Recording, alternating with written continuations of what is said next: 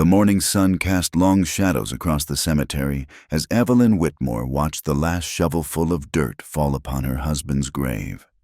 She stood alone in her black mourning dress, the fabric heavy with dust from the desert wind that never seemed to cease in this forgotten corner of Arizona territory. No tears stained her cheeks.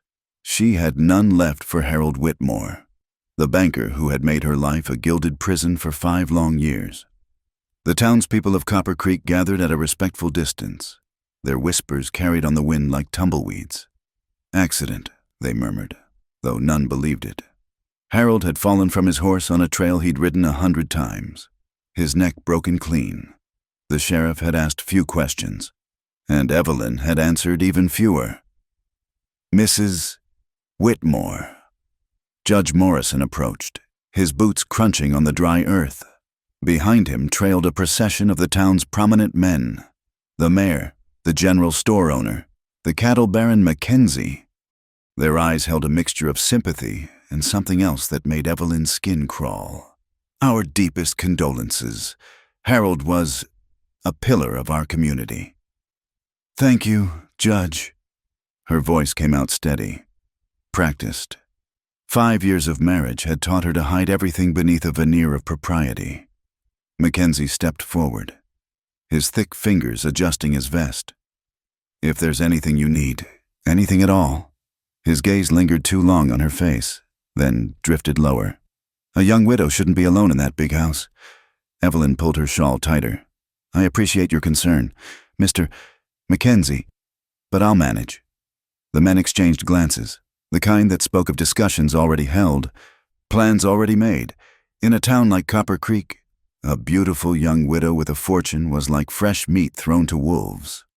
As the crowd dispersed, the women's voices carried clearly. 23 years old and inheriting everything. Some have all the luck. Though I heard Harold kept her on a tight leash. Never let her go anywhere alone. Strange how he died just when the railroad money came through. Evelyn walked back to the mansion on Bankers Row, her heels clicking against the wooden boardwalk. The house loomed before her, 3 stories of imported lumber and glass, the finest in 3 counties. Harold had built it to impress, to show the territory that he was more than just another frontier banker. Now it felt like a tomb. Inside, the servants had already draped the mirrors in black cloth. Mrs. Chen, the housekeeper, bowed her head. I've prepared your room. Ma'am, Mr. Whitmore's study remains locked, as you requested. Thank you. You may all take the rest of the day off. Alone. Evelyn stood in the parlor, surrounded by velvet curtains and crystal chandeliers that seemed absurd in this land of sage and scorpions. She had played the grieving widow perfectly, but now, with no audience, she felt only a hollow relief. She climbed the stairs to Harold's study, producing the key she'd taken from his body before anyone else arrived at the scene. The room smelled of his cigars and the pomade he imported from San Francisco. His desk dominated the space, its surface covered with ledgers and correspondence. Evelyn had never been allowed in this room. Business is not for ladies, Harold would say, patting her head like she was a child or a well-trained pet. But she had watched, listened, learned. 5 years of imprisonment had taught her patience. The first ledger seemed ordinary enough. Loans, mortgages, deposits. But as she dug deeper, a pattern emerged. Foreclosures on properties that later sold for 10 times their value. Loans with impossible terms. And then, in a locked drawer, she found the real books. Her hands trembled as she read. Harold hadn't just been a banker. He'd been a thief, using his position to steal land from desperate ranchers and miners. The railroad coming through had made those worthless parcels worth fortunes, but worse than the theft were the names. Powerful men in the territorial government, even a federal judge. They were all complicit. And then she found it. A contract dated 3 days ago, witnessed by Judge Morrison and Mackenzie. In the event of Harold's death, his widow would inherit everything, but only if she remarried within 6 months to a man approved by the board of directors of Copper Creek Bank. The document was already signed with her name, though she'd never seen it before. Harold had been practicing her signature. A chill ran down her spine. They had planned this, Maybe not Harold's death. That had been unexpected. But they had planned to control her, to use her as a puppet to maintain their hold on the stolen wealth. Evelyn heard footsteps on the porch. Through the study window, she saw Sheriff Watson and 2 deputies approaching the front door. Their faces were grim, purposeful. In that moment, she understood. Harold's partners couldn't risk her discovering the truth. They would blame her for his death, paint her as a murderess who killed for money. Who would believe the young trophy wife over the respectable businessmen of Copper Creek? She moved quickly, gathering the most damning documents and stuffing them into a leather satchel. From Harold's safe, she took what cash there was, nearly $3,000 in gold certificates. In their bedroom, she changed into her plainest dress and packed a small bag, practical clothes, her mother's jewelry, the Colt .45 Harold had taught her to shoot for protection. The knocking at the front door grew insistent. "Mrs. Whitmore, Sheriff Watson. We need to speak with you." Evelyn slipped out the back, through the kitchen garden where Mrs. Chen grew herbs that reminded her of China. The stable boy was gone. She'd sent him away with the others. Her mare, Buttermilk, nickered softly as she saddled her with practiced hands. Harold had insisted she learn to ride properly. It was expected of a banker's wife. He never imagined she'd use that skill to escape. She led Buttermilk out the back gate as the sheriff's voice echoed through the house. The sun was setting, painting the desert in shades of blood and gold. To the east lay the railroad, civilization, and certain capture. To the west stretched the Dragoon Mountains, harsh and unforgiving, where outlaws and Apaches still roamed. Evelyn mounted her horse and turned west. The first night was the hardest. She had never been alone in the wilderness, never slept without walls around her. Every sound, the yip of coyotes, the rustle of wind through chaparral, sent her heart racing. She made a cold camp in a cluster of rocks, afraid to light a fire that might be seen. Buttermilk stood guard, her ears swiveling at each disturbance. By dawn, Evelyn's hands were blistered from the rains. Her back ached, and her water was already running low. But she pressed on, following game trails into the mountains. She had studied Harold's maps, memorizing the locations of springs and passages. Somewhere beyond these peaks lay Mexico, or California, or anywhere that wasn't Copper Creek. The second day brought new challenges. A sandstorm rose from nowhere, forcing her to shelter against a cliff face, her eyes and mouth filled with grit. When it passed, she had lost the trail. The sun hammered down mercilessly, and her water ran out by noon. Buttermilk began to stumble. She found a seep in the rocks, barely enough to wet her lips and give the horse a drink. As night fell, she heard them, horses, maybe 3 or 4, following her trail. The posse had found her. Evelyn pushed Buttermilk harder, navigating by starlight through increasingly treacherous terrain. The mare was game, but exhaustion was taking its toll on them both. Near dawn, as they descended a steep canyon, Buttermilk's hoof found a loose stone. The world tilted. Evelyn felt herself flying. Then impact, sharp rocks, rolling, her head striking something hard. Darkness rushed in from the edges of her vision. Her last thought was that at least she would die free, not in a hangman's noose or a gilded cage. The sun was a furnace in the white sky when consciousness returned. Every part of her body screamed in pain. Her dress was torn, her hands bloody. Buttermilk was gone, fled or dead. She couldn't know. The leather satchel with the documents lay nearby, its contents scattered by the wind. She tried to stand and nearly fainted. Her ankle was twisted, maybe broken. The canyon walls rose sheer on either side, offering no shade. Already, vultures circled overhead, patient as undertakers. Evelyn dragged herself to the satchel, gathering what papers she could find. The money was there, useless now as the dust it would soon become. She laughed, a cracked sound in the silent canyon. She had escaped one fate only to meet another. The thirst was worst. It clawed at her throat, turned her tongue to leather. She tried to remember prayers from childhood, but all that came were Harold's words. "You're nothing without me, Evelyn, nothing but a pretty face that will fade." Maybe he was right.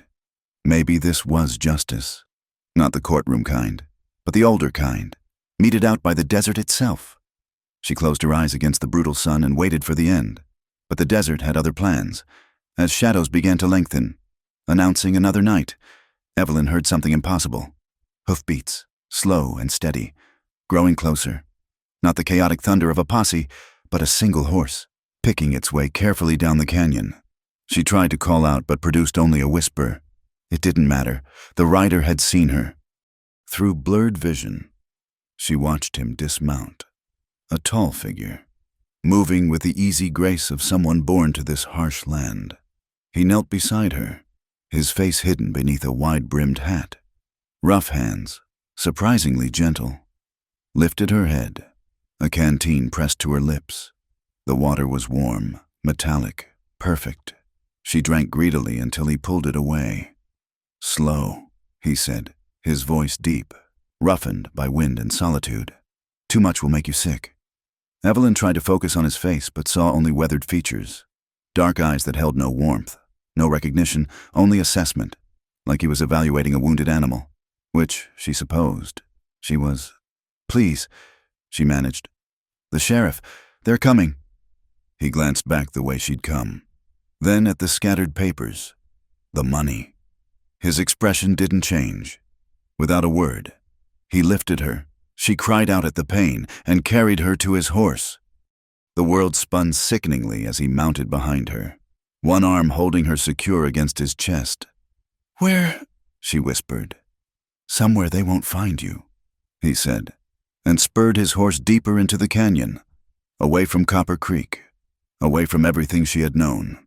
As darkness fell across the Dragoon Mountains, Evelyn Whitmore, banker's widow, accused murderess, proper lady, surrendered to unconsciousness in the arms of a stranger. She had asked for freedom and found it in the most unexpected place, the vast, unforgiving wilderness that cared nothing for the laws of men. Behind them, her old life burned away like paper in flame. Ahead lay only uncertainty, survival, and the peculiar mercy of the desert, which sometimes saves what civilization would destroy. Luke Jennings had been tracking the buzzards since noon. In 20 years of living alone in these mountains, he'd learned to read their patterns like scripture. These birds were circling low, interested but not yet committed, which meant their potential meal was still breathing. He'd expected to find a dead prospector or maybe a lamed horse. Instead, he found her, a woman in a torn dress, collapsed among the rocks like a broken doll. Papers scattered around her like strange white flowers. Money, too, more than he'd seen in years. His first thought was practical. Trouble. Women like this didn't belong in the Dragoons unless they were running from something or someone. Luke studied her from horseback, cataloging details with the same detachment he used for tracking game. Young, maybe early 20s. Quality clothes despite the damage. Soft hands that had never known real work. Wedding ring that caught the light. Everything about her screamed civilization. Law, complications he'd spent years avoiding. He could leave her. Should leave her. Let the desert finish what it had started. But something in how she'd tried to gather those papers, even while dying, spoke of desperation he recognized. Besides, his mother had raised him better than that, back when he still believed in things like honor. The ride to his cabin took 3 hours through paths no posse would know. The woman, lighter than she looked, stayed unconscious, occasionally muttering fragments that made no sense. Something about signatures and railroads. Her fever had already started, skin burning against his chest through the thin fabric of her dress. His horse, Silas, picked his way carefully through the twilight. Luke had named him after a biblical king, though he couldn't remember which one anymore. The Bible was one of many things he'd left behind in his other life. The one where he'd been Jacob Brennan. Soldier, killer, fool who'd believed promises from powerful men. The cabin materialized from the mountainside like it had grown there. Adobe walls the same color as the surrounding rock. Invisible unless you knew where to look. No smoke from the chimney. No light in the windows. Luke had learned that lesson the hard way. In this territory, being found usually meant being dead. Inside. He laid her on his bed. The first time in 5 years anyone but him had touched it. By lamplight, her condition looked worse. Dehydration. Certainly, possible concussion from a knot on her temple. Ankles swollen but not broken. Various cuts and bruises that would heal if infection didn't set in. Luke worked methodically, drawing water from the barrel, cleaning wounds with whiskey that made her flinch even unconscious. He'd doctored plenty of men in his time. Bullet wounds, knife fights, all the various ways men found to damage each other. A woman was different only in the awkwardness of it, the necessary impropriety of tending her injuries.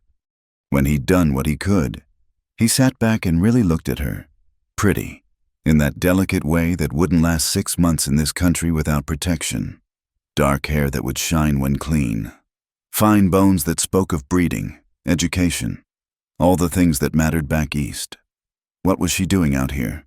Dying in a canyon with what looked like bank documents. She woke near midnight, eyes flying open in panic. Luke stayed in his chair by the fire, hands visible, unthreatening. He'd seen enough scared animals to know sudden movements meant trouble. Where? Her voice cracked. He pushed a cup of water across the table between them. Drink slow. She struggled to sit up, gasped at the pain, noticed her state of undress. He'd had to cut away part of the dress to treat her injuries. The blanket clutched higher, eyes darting to the door. The window. Him. Calculating escape routes. Smart. Who are you? Where am I? Name's Luke. You're in my cabin, about 20 miles from where I found you. Nobody else knows this place exists. I need to leave. They're coming. The sheriff. Nobody's coming here. He kept his voice flat, factual. Trail's already cold. Storm coming tonight will wash away what's left. She studied him then. Really looked. He knew what she saw. A man approaching 40. Scarred, weathered, clothes patched and repatched, hands that had done violence, eyes that had seen too much. Not the kind of man a lady would ever notice in town, which suited him fine. Why did you help me? Luke shrugged. Didn't seem right, leaving you for the coyotes. Most men would have. Most men aren't me. Silence stretched between them. The fire popped, sending shadows dancing on adobe walls. Finally, she asked. What do you want? Nothing. Rest tonight. Tomorrow you're strong enough. You leave. Just like that? Just like that? She didn't believe him. He could see it in her eyes. In her world, men always wanted something. But exhaustion won over suspicion. And soon she slept again, curled tight as if she could protect herself even unconscious. Luke fed the fire and settled in to wait for dawn. The papers she'd been carrying lay on his table, edges curled from weather. He didn't look at them. Whatever trouble she was in, he wanted no part of it. Come morning, he'd point her toward the nearest town and forget he'd ever seen her. But morning brought complications. Her fever had worsened, and she woke delirious, calling for someone named Harold, begging forgiveness for something. Luke forced water and willow bark tea between her lips, changed the cold compresses on her head. She fought him sometimes, wild-eyed and certain he was someone else. A judge, a banker, men who'd hurt her somehow. 3 days passed this way. Luke tended her with the same patience he used for everything now, trapping, hunting, surviving. On the 4th morning, she woke clear-eyed and aware. You stayed, she said, as if this surprised her. My cabin? He set down a plate of beans and salt pork. Eat. She managed a few bites before asking, Aren't you curious about who I am? Why I was out there? No. I could be a criminal, a murderess. Could be. He poured coffee, black and bitter. Doesn't matter here. She studied him over the tin cup. You're not like other men. No, I'm not. Days took on a rhythm. She healed slowly, hobbling around the cabin on her twisted ankle, helping with small tasks. Luke went about his business, checking trap lines, hunting, the endless work of survival, always aware of her presence like a new ache in an old wound. She didn't chatter like he'd expected, seemed to understand the value of silence. But at night, the dreams came. She'd cry out, twist in the blankets, fighting invisible demons. Luke would lie on his bedroll by the fire, listening, remembering his own nightmares from years past, the men he'd killed on orders, his brother Eddie, dying slow from a gut shot because Luke had trusted the wrong people. One night, a week into her stay, she woke screaming. Luke crossed to her without thinking, caught her hands before she could claw at her own face. "Easy, you're safe." She stared at him, tears streaming. "I killed him. I didn't mean to, but I killed him." "Who?" "My husband, Harold. He was—" She stopped, shoulders shaking. "No, that's not true. I wanted to kill him. Thought about it every day, but I didn't. He fell from his horse. An accident, except now they think. They want to say I— Doesn't matter what they think." Luke released her hands, stepped back. "Not out here." She looked at him in the lamplight, seeing him maybe for the first time, the scars on his arms, the way he held himself, ready for violence even in supposed safety. "You've killed men." Not a question. He nodded. Did they deserve it? Some did, some didn't. Doesn't matter now. "How do you live with it?" Luke considered the question. "You wake up, do what needs doing, go to sleep, repeat until you don't. That's all?" "That's all." She was quiet a long moment. Then, "What's your real name?" He almost smiled. "Sharp. This one. Luke's real enough. But not what you were born with." "No. Are they looking for you too? Is that why you live out here alone?" "Nobody's looking for me, far as the world knows. I'm dead 5 years now." She absorbed this. "What did you do?" "Trusted the wrong man. Killed for him because he held my brother's debt. When the job was done, he killed my brother anyway. Tried to kill me too."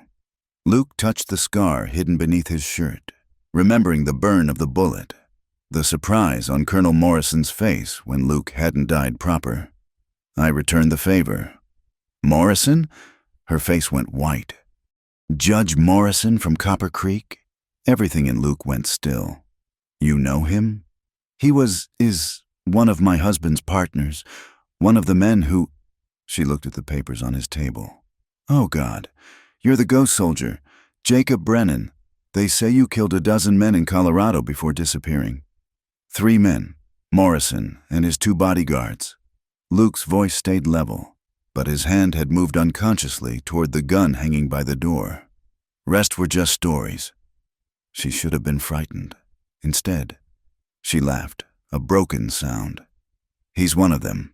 One of the men who wants me dead or married to someone they control. And I ran straight to the one man in the territory who hates him as much as I do. Fate's got a sense of humor. Or maybe it's justice." She met his eyes. "I won't tell anyone, even if I wanted to. Who'd believe the hysterical widow?" Luke studied her, weighing risks. Everything in him said to send her away now. Tonight.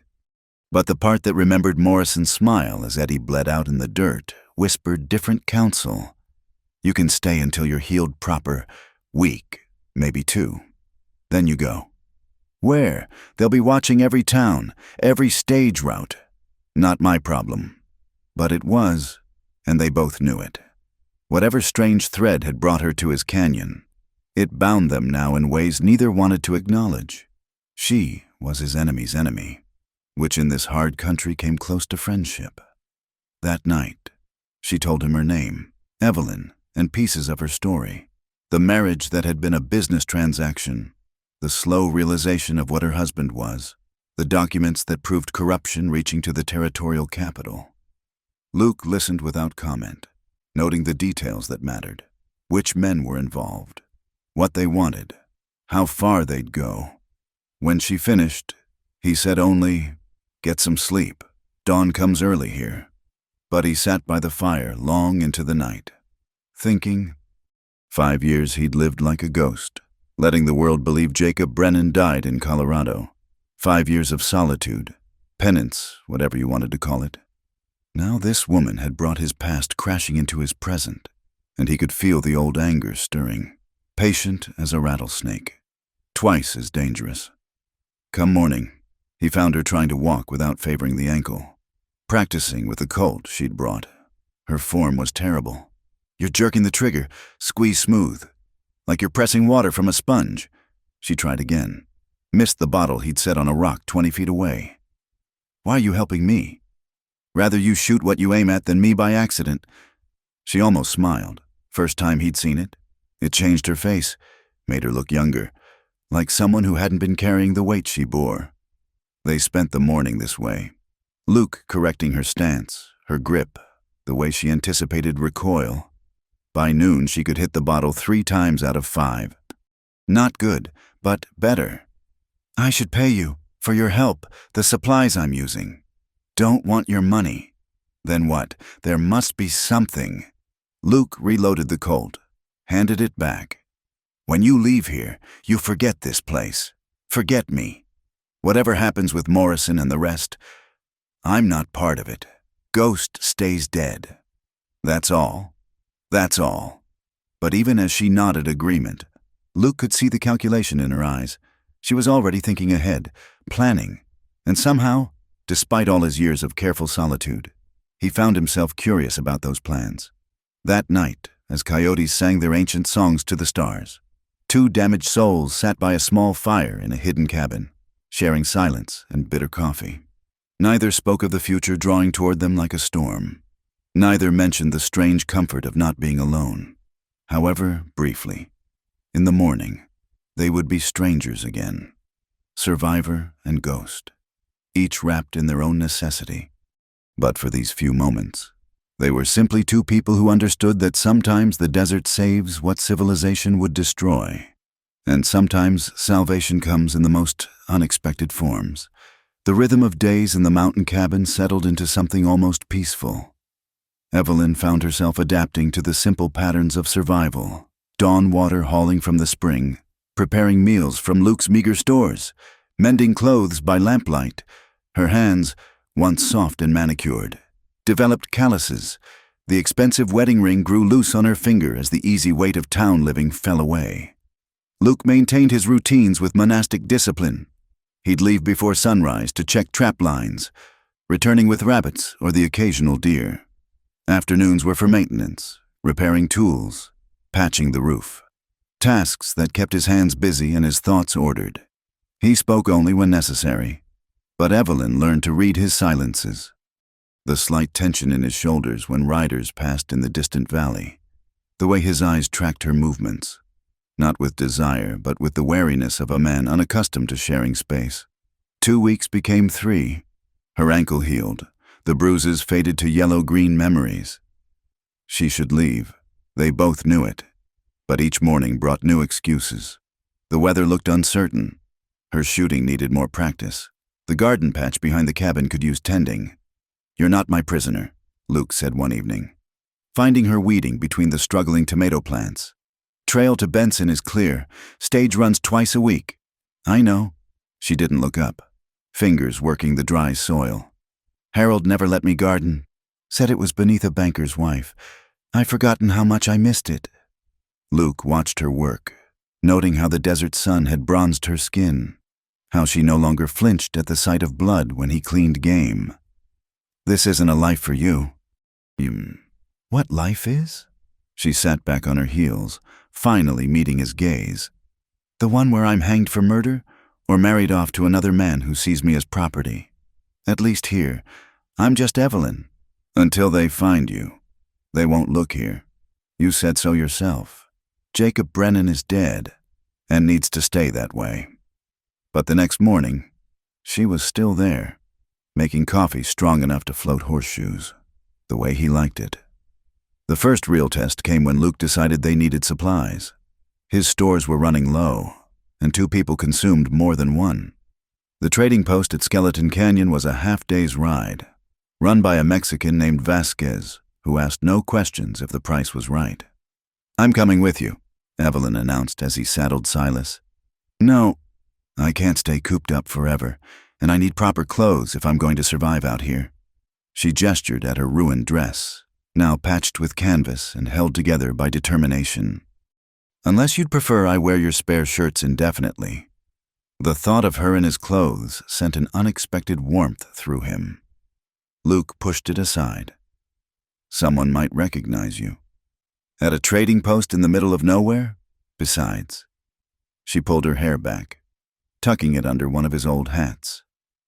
Who's looking for a ranch hand? In men's clothing, his clothes, altered to fit, she could almost pass for a young cowboy.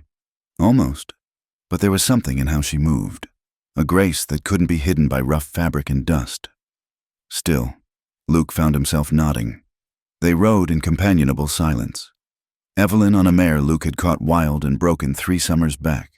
She'd taken to riding astride like she'd been born to it, abandoning the side-saddle pretensions of town life. The sun climbed higher, baking the red rocks until they shimmered like mirrors. "Tell me about your brother," she said suddenly. "Eddie." Luke's hands tightened on the reins. He never talked about Eddie. But something in her voice, understanding rather than curiosity, made him answer, "He was younger, smarter, should have been the one to make something of himself. But he followed me into the army instead. Said someone had to watch my back." The words came slow.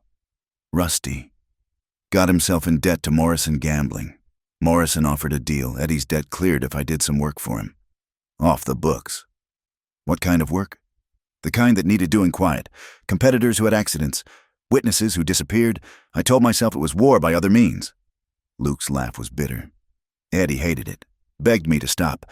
But Morrison kept finding new reasons to extend our deal. Then one day, he decided dead men tell no tales." Evelyn was quiet for a long moment. "You loved him. He was all I had left after our parents died. Would have done anything to save him." Luke looked out over the vast emptiness. "Did everything except the one thing that might have worked, killing Morrison first. And you couldn't have known. Should have. Man like Morrison doesn't share power. Soon as Eddie and I became liabilities instead of assets." He shrugged. "Water under the bridge now." They reached the trading post as afternoon shadows grew long. Vasquez, a leather-faced man of indeterminate age, greeted Luke with a nod and Evelyn with curiosity that $3 silver quickly cured. She selected practical items, denim trousers, work shirts, a proper hat. When she emerged from behind the blanket that served as a changing screen, Luke had to look twice. "Well?" She turned slowly, modeling her transformation. "Do I pass for a proper desert rat?" "You'll do." But his eyes lingered a moment too long, and she caught it, color rising in her cheeks. The ride back took longer, the setting sun painting everything in shades of amber and rose. They stopped at a spring Luke knew, letting the horses drink while they sat in the shade of an ancient cottonwood. "I could stay, you know," Evelyn said quietly. "Not forever, but for a while, until things die down. I could help more. I'm good with numbers. Could keep books if you ever sold pelts in town. And the garden's already producing more than—" "No." "Why not? Because it's improper? Because people might talk?" She laughed. "I'm already ruined. What's left to protect?" "It's not about propriety." Luke picked up a stone, weighed it in his palm. "I've got one rule that's kept me alive. No connections, no one to care about, no one who can be used against me. So you'll just live alone forever? That's not living. Luke, that's just waiting to die. Maybe, but it's my choice. And if I want to stay anyway?" He threw the stone into the gathering darkness. "Then you're a fool." That night, they ate in strained silence. Evelyn retired early, leaving Luke alone with the fire and his thoughts. He could feel the walls he'd built cracking, letting in dangerous things. Hope, companionship, the treacherous warmth that came from having someone to talk to at day's end. Near midnight, he heard her cry out, another nightmare. He'd grown used to them, learned to wait them out, but this time was different. Not fear, but pain. He found her curled on the bed, clutching her stomach. "What's wrong?" "Nothing, just," she gasped, face pale in the moonlight. "Woman troubles. It'll pass." Luke had doctored men with every kind of injury, but this was beyond his experience. "What do you need?" "Willow bark tea, if you have it, and maybe just sit with me a while." He brewed the tea strong, helped her sip it between spasms of pain. Without thinking, He found himself stroking her hair, the way his mother had done when he was small and sick. Evelyn curled into his touch like a cat seeking warmth. Harold never. When this happened, he'd sleep in his study, said it was unclean, unseemly. Tears slipped down her cheeks. 5 years of marriage, and he never once held me when I hurt. Something fierce and protective rose in Luke's chest. He pulled her against him, let her sob into his shirt. Man was a fool. Was he? He got everything he wanted: bank, fortune, wife who looked good at parties. Her voice was muffled against his chest. I was just another acquisition, like his horses or his house. You're more than that. She pulled back to look at him. How do you know? You barely know me. Know enough. His hand was still in her hair, and he made himself let go. No, you're brave enough to run when running meant likely dying, strong enough to survive, smart enough to learn what you need to. That's more than most. You make me sound like a horse you're evaluating. Horses are simpler. Despite everything, she smiled. Is that supposed to be a compliment? Just truth. They stayed that way, her tucked against his side, until the pain eased and she slept. Luke remained awake, acutely aware of her weight, her warmth, the trust implicit in her vulnerability. It terrified him more than any gunfight. Come morning, she was herself again, moving carefully but determined. Neither mentioned the night before, but something had shifted between them. The careful distance they'd maintained was gone, replaced by something neither could name. Days passed. Luke taught her to set snares, to read weather signs, to find water in seemingly barren rock. She taught him things too, though he'd never admit it: how to laugh at small absurdities, how to see beauty in the harsh landscape, how silence could be companionable rather than lonely. One afternoon, returning from checking traps, Luke found her at the creek that ran behind the cabin during rare rains. It was flowing now, fed by mountain snowmelt. She'd removed her boots and socks, letting her feet dangle in the cold water. I used to do this as a girl, she said without looking up. Before my father decided I needed to be a lady. Before Harold. Before everything. Luke sat beside her, careful to maintain space between them. The sun slanted through the cottonwoods, dappling her skin with light and shadow.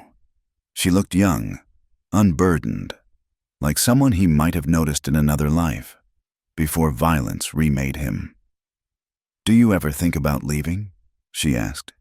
Not just this place, but the territory. Starting over somewhere they've never heard of Jacob Brennan or Luke Jennings or whoever you choose to be? Sometimes. What stops you? He considered lying, but found he couldn't. This is where Eddie's buried. Can't seem to leave him. Evelyn's hand found his, a brief pressure before pulling away. He wouldn't want you to live like this, alone, hiding. Would he? No. Eddie always said I was too hard on myself, too quick to carry guilt that wasn't mine. Luke picked up a smooth stone, skipped it across the water. But wanting and doing are different things. They don't have to be. He turned to look at her then. Really look. The sun had given her freckles, brought out gold threads in her dark hair. Her eyes held something that might have been invitation, might have been simple kindness. Either way, it was dangerous. Why aren't you afraid of me?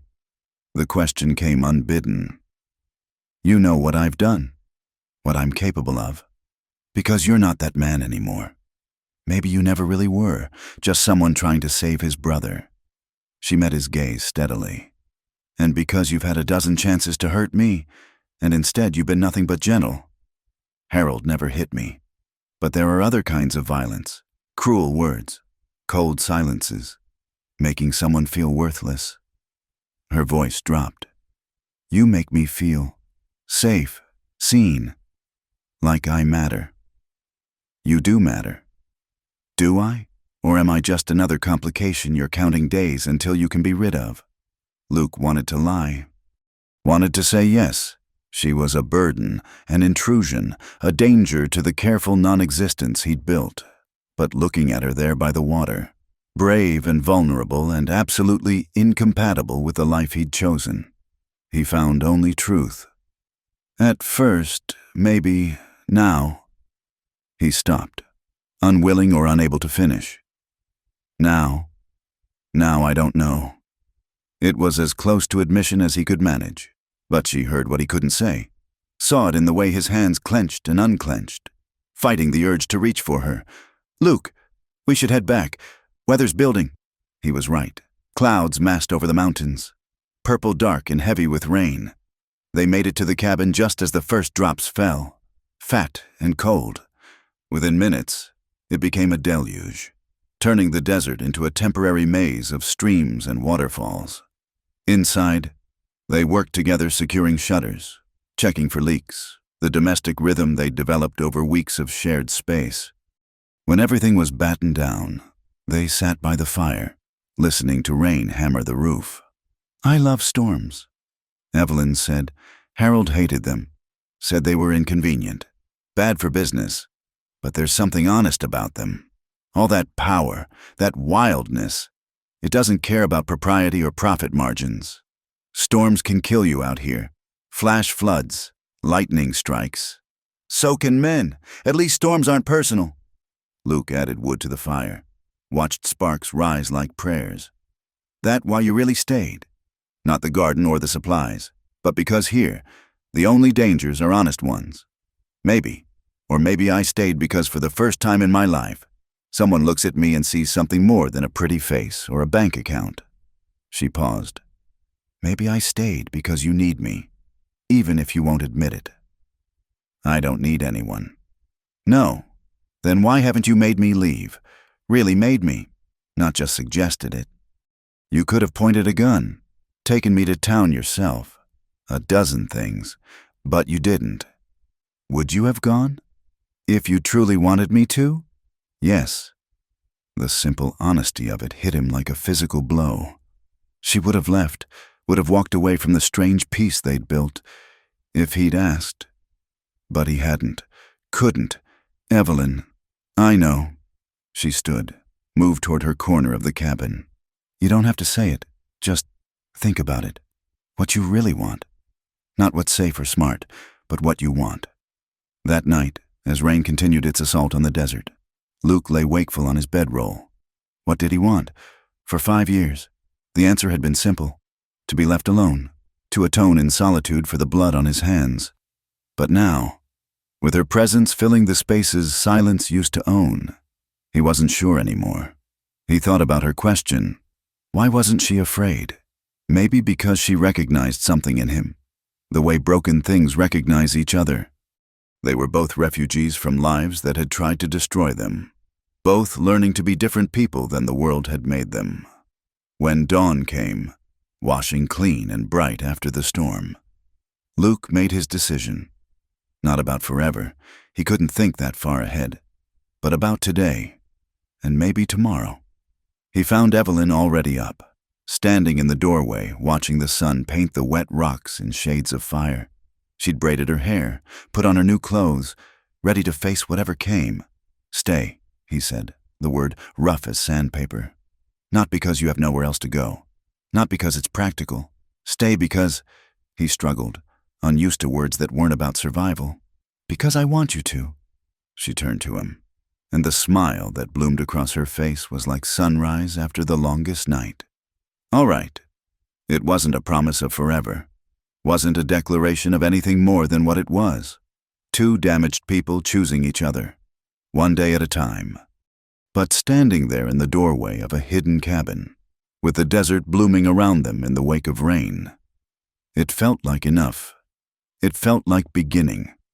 The storm had washed the desert clean, leaving behind a world transformed. Tiny flowers bloomed in impossible colors across the usually barren ground, and the air smelled of sage and creosote. But inside the cabin, a different kind of storm was building. Luke had been gone since dawn, checking his trap lines after the rain.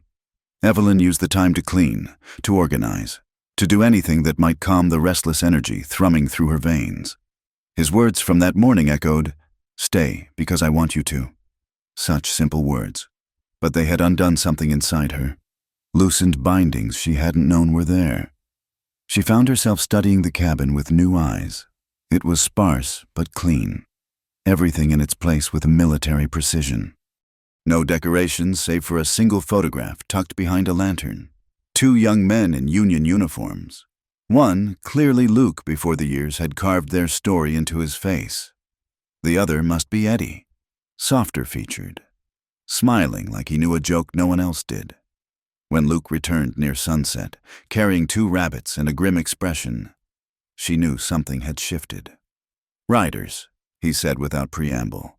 3 of them, down in the valley, moving slow, checking camps. Her heart stuttered. "Looking for me? Maybe just drifters. Either way, we need to be careful." He set the rabbits on the table, movements controlled but tense. "Pack what you can carry.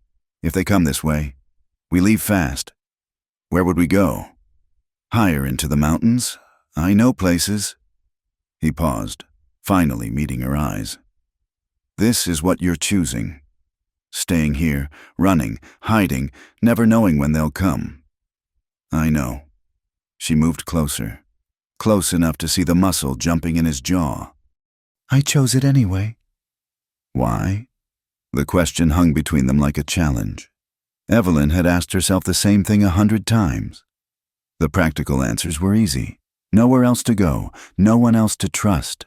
But standing here in the dying light, watching this careful, broken man prepare to protect her yet again, she found only truth. "Because when I'm with you, I remember who I was before Harold, before I became something to be owned and displayed." Her voice dropped to barely above a whisper. "Because you're the only person who's ever seen me as myself." Luke went very still. "Evelyn, and because I think I see you too. Not the killer, not the ghost. Just Luke, just the man who held me when I was in pain, who teaches me to shoot even though it annoys him, who makes the strongest coffee in the territory and pretends he doesn't notice when I water it down."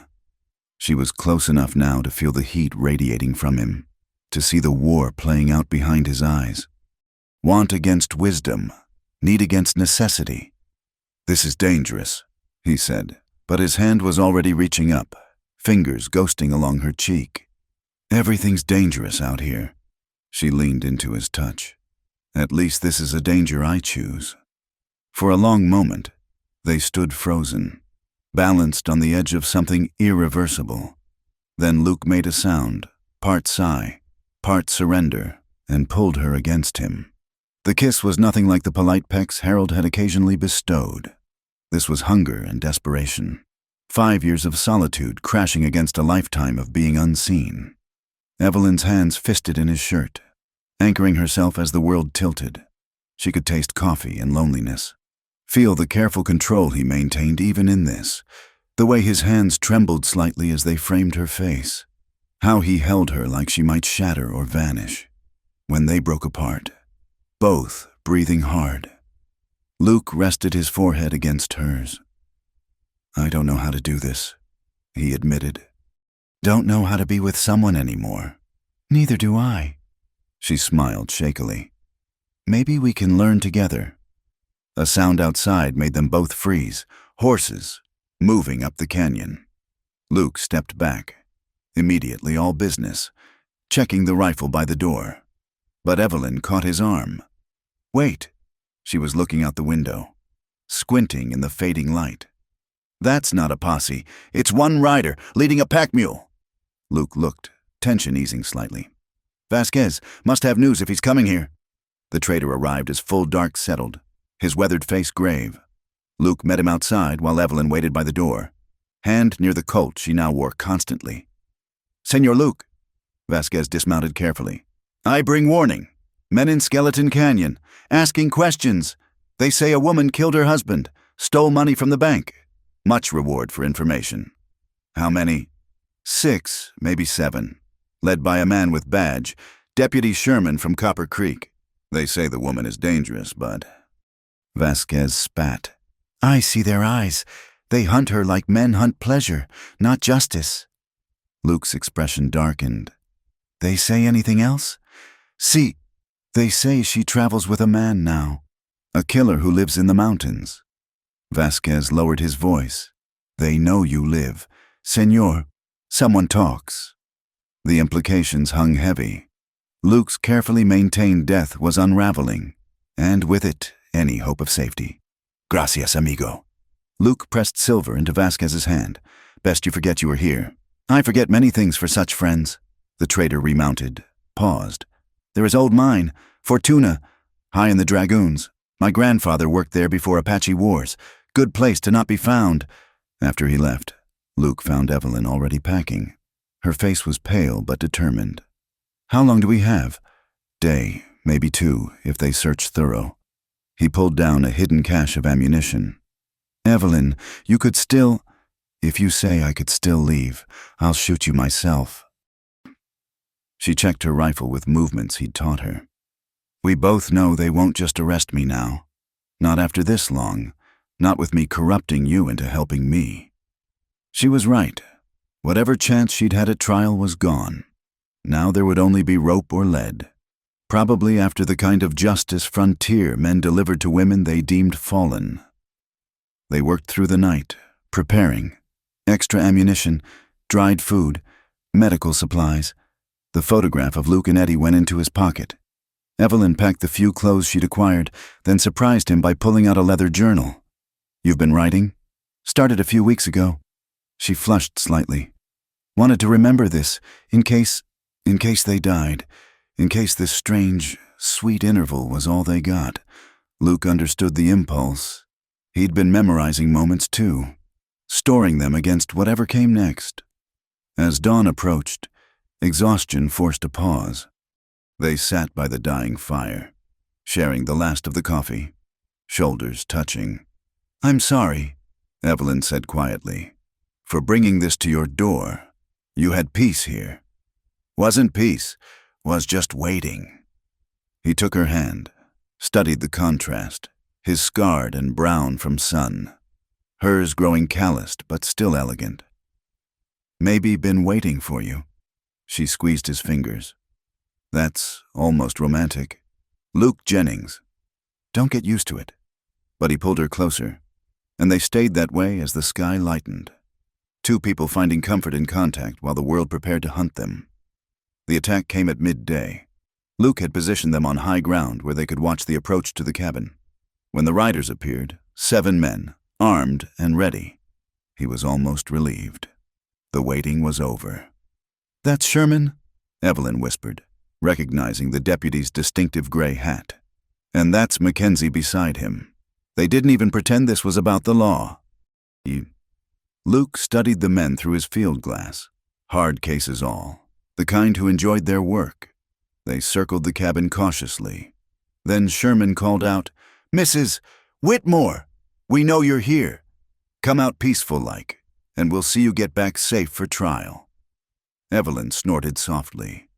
Safe, right. Brennan. Sherman tried again. Yeah, we know who you are. Colonel Morrison's killer. Hiding up here like a coward.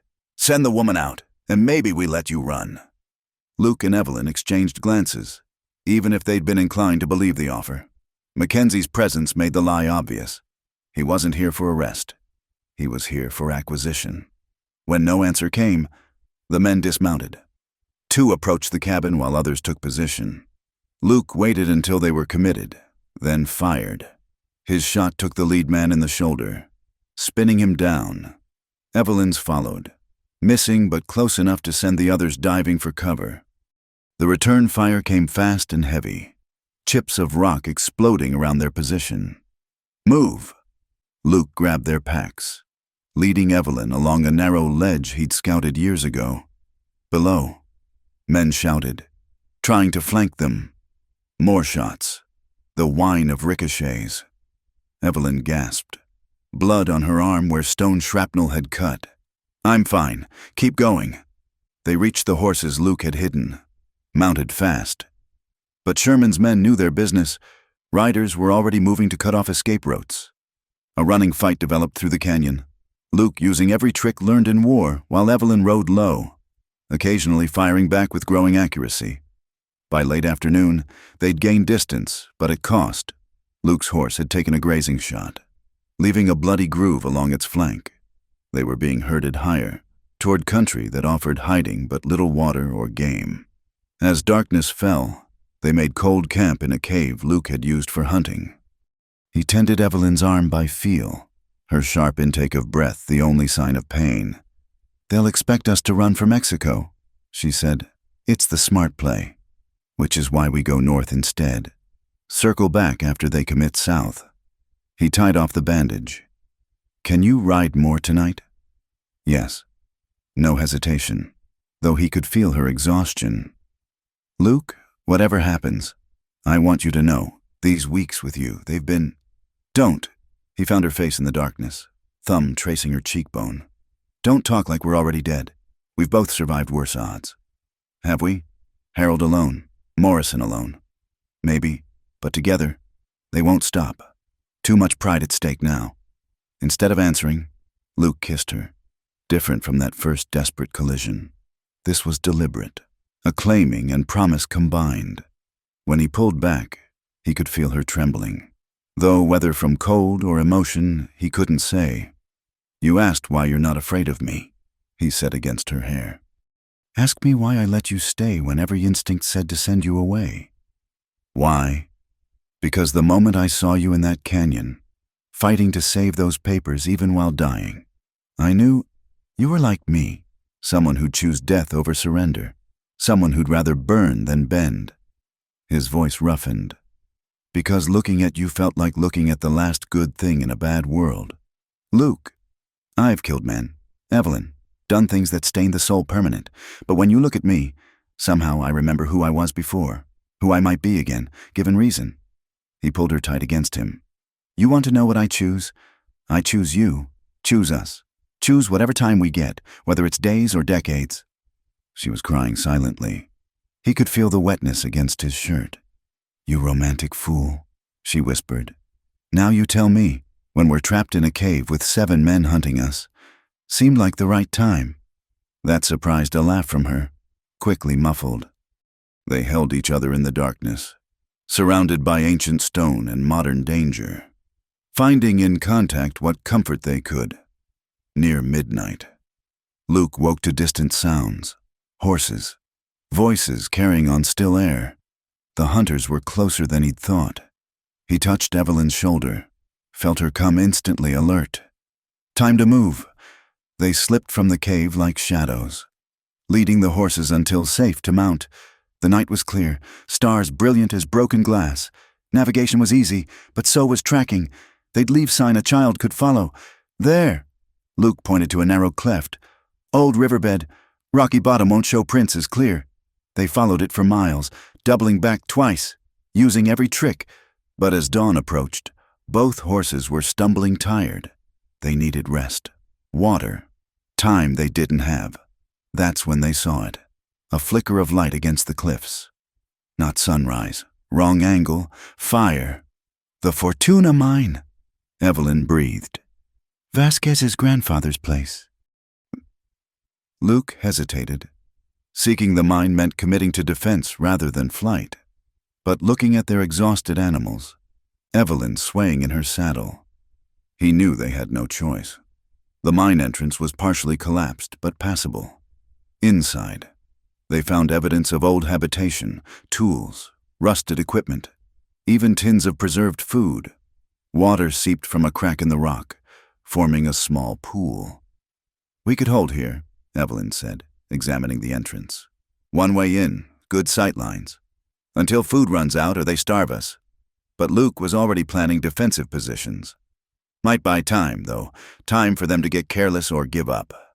They spent the morning preparing, bringing the horses inside, setting up shooting positions, rationing what supplies they had. When Evelyn found an old dynamite crate, quarter full, Luke actually smiled. "Now that's interesting. You know how to use it? Learned in the war. Question is whether it's still good after all these years." They were about to find out. Near noon, dust clouds announced the posse's approach. This time, Sherman wasn't interested in talk. The first shots came without warning, striking sparks from stone. Luke returned fire carefully, conserving ammunition, Evelyn held back, waiting as he'd taught her. The attackers settled into positions, beginning what they clearly expected to be a short siege, but they'd underestimated their quarry. When 3 men tried to rush the entrance, Luke's rifle spoke with deadly precision. One fell immediately. Evelyn wounded another, her shooting much improved by necessity. The third dove back, cursing. "Brennan!" Sherman's voice echoed off stone. "This doesn't have to end bloody. The woman for your freedom. Final offer." Luke glanced at Evelyn. She was reloading, face set with determination. "What do you think?" he asked, knowing her answer. "I think Sherman's about to learn what happens when you corner desperate people." She checked her weapon. "How's that dynamite looking?" The afternoon became a deadly waiting game. Occasional shots from both sides, the posse trying to find angles while Luke and Evelyn held them off. Water wasn't a problem, but Luke counted ammunition with growing concern. They couldn't match the posse's reserves. As shadows lengthened, he made his decision. "Tonight, we try the dynamite. Might spook them, maybe even take a few out. And if it doesn't work," he met her eyes steadily, "then we go down fighting, together. Together." She moved close, kissed him fierce and quick. "Whatever happens, Luke Jennings, you made me remember how to be brave. That's gift enough for any lifetime." Night fell like a curtain, in the mind's darkness. Luke prepared his surprise while Evelyn kept watch. The dynamite was old but dry. It might work, had to work. When full dark came, he lit the fuse and rolled the bundle down toward the posse's positions. For heartbeats, nothing. Then thunder split the night, rock and fire erupting. Men screamed, horses bolted. In the chaos, Luke grabbed Evelyn's hand. "Now!" They ran into the darkness, using confusion as cover. "Behind them!" Sherman's voice rose in rage, but they were already vanishing into the maze of canyons. 2 shadows fleeing toward an uncertain dawn. The race was far from over. But for now, they were alive, free, and together, in this hard country. That counted as victory. The explosion had bought them time, but not freedom. By dawn, Luke and Evelyn had covered 15 miles of brutal terrain, their horses near collapse. They found shelter in a grove of cottonwoods near a seep spring, both too exhausted to go further. "Let me see your arm," Luke said, noticing fresh blood on Evelyn's sleeve. "It opened up during the ride." She winced as he unwrapped the bandage. "We can't keep running like this." He cleaned the wound with their dwindling water supply. Saying nothing, they both knew the truth. Wounded, exhausted, with limited ammunition and supplies. They were living on borrowed time. The dynamite had likely killed or injured some pursuers. But Sherman would come with reinforcements. "There's a town called Dos Cabezas about 30 miles north," Luke said finally. "Telegraph office there. You could wire for help. Claim innocence. Maybe." "Stop." Evelyn caught his hand. "We've had this conversation. I'm not leaving you. This isn't your fight anymore. It's mine, Morrison, Sherman. They want me more than you now." "Our fight," she corrected. "The moment I chose to stay, it became ours." They rested through the heat of the day, taking turns on watch. Luke counted their resources. 12 bullets for his rifle, 18 for the pistols. Enough food for 3 days if they were careful. The horses needed grain and proper rest, neither of which they'd get. As afternoon shadows grew long, Evelyn spoke quietly. "Tell me about after, when this is over." "Evelyn?" "Humor me. Where would we go?" Luke found himself drawn into the fantasy despite himself. "California. Maybe gold fields are played out. But there's other work. Could change our names. Start fresh. I'd like to see the ocean." She smiled sadly. "Harold promised to take me once, but business always interfered. Imagine, all that water, stretching forever. Cold, though. Pacific's not for swimming like the Gulf." "You've seen it?" "Once, before the war. Eddie and I worked a freight line to San Francisco." The memory surprised him. He'd buried so much of the past, but she kept drawing pieces out. Eddie spent all his pay on some Chinese girl, convinced she loved him back. Did she? Maybe. Never found out. We had to leave quick after Eddie punched her handler. Luke almost smiled. Boy never could stand seeing anyone mistreated. They were quiet then, each lost in thoughts of futures that might have been. The sun slanted lower, painting the rocks in shades of blood and gold. Luke, Evelyn shifted closer. I want you to know something.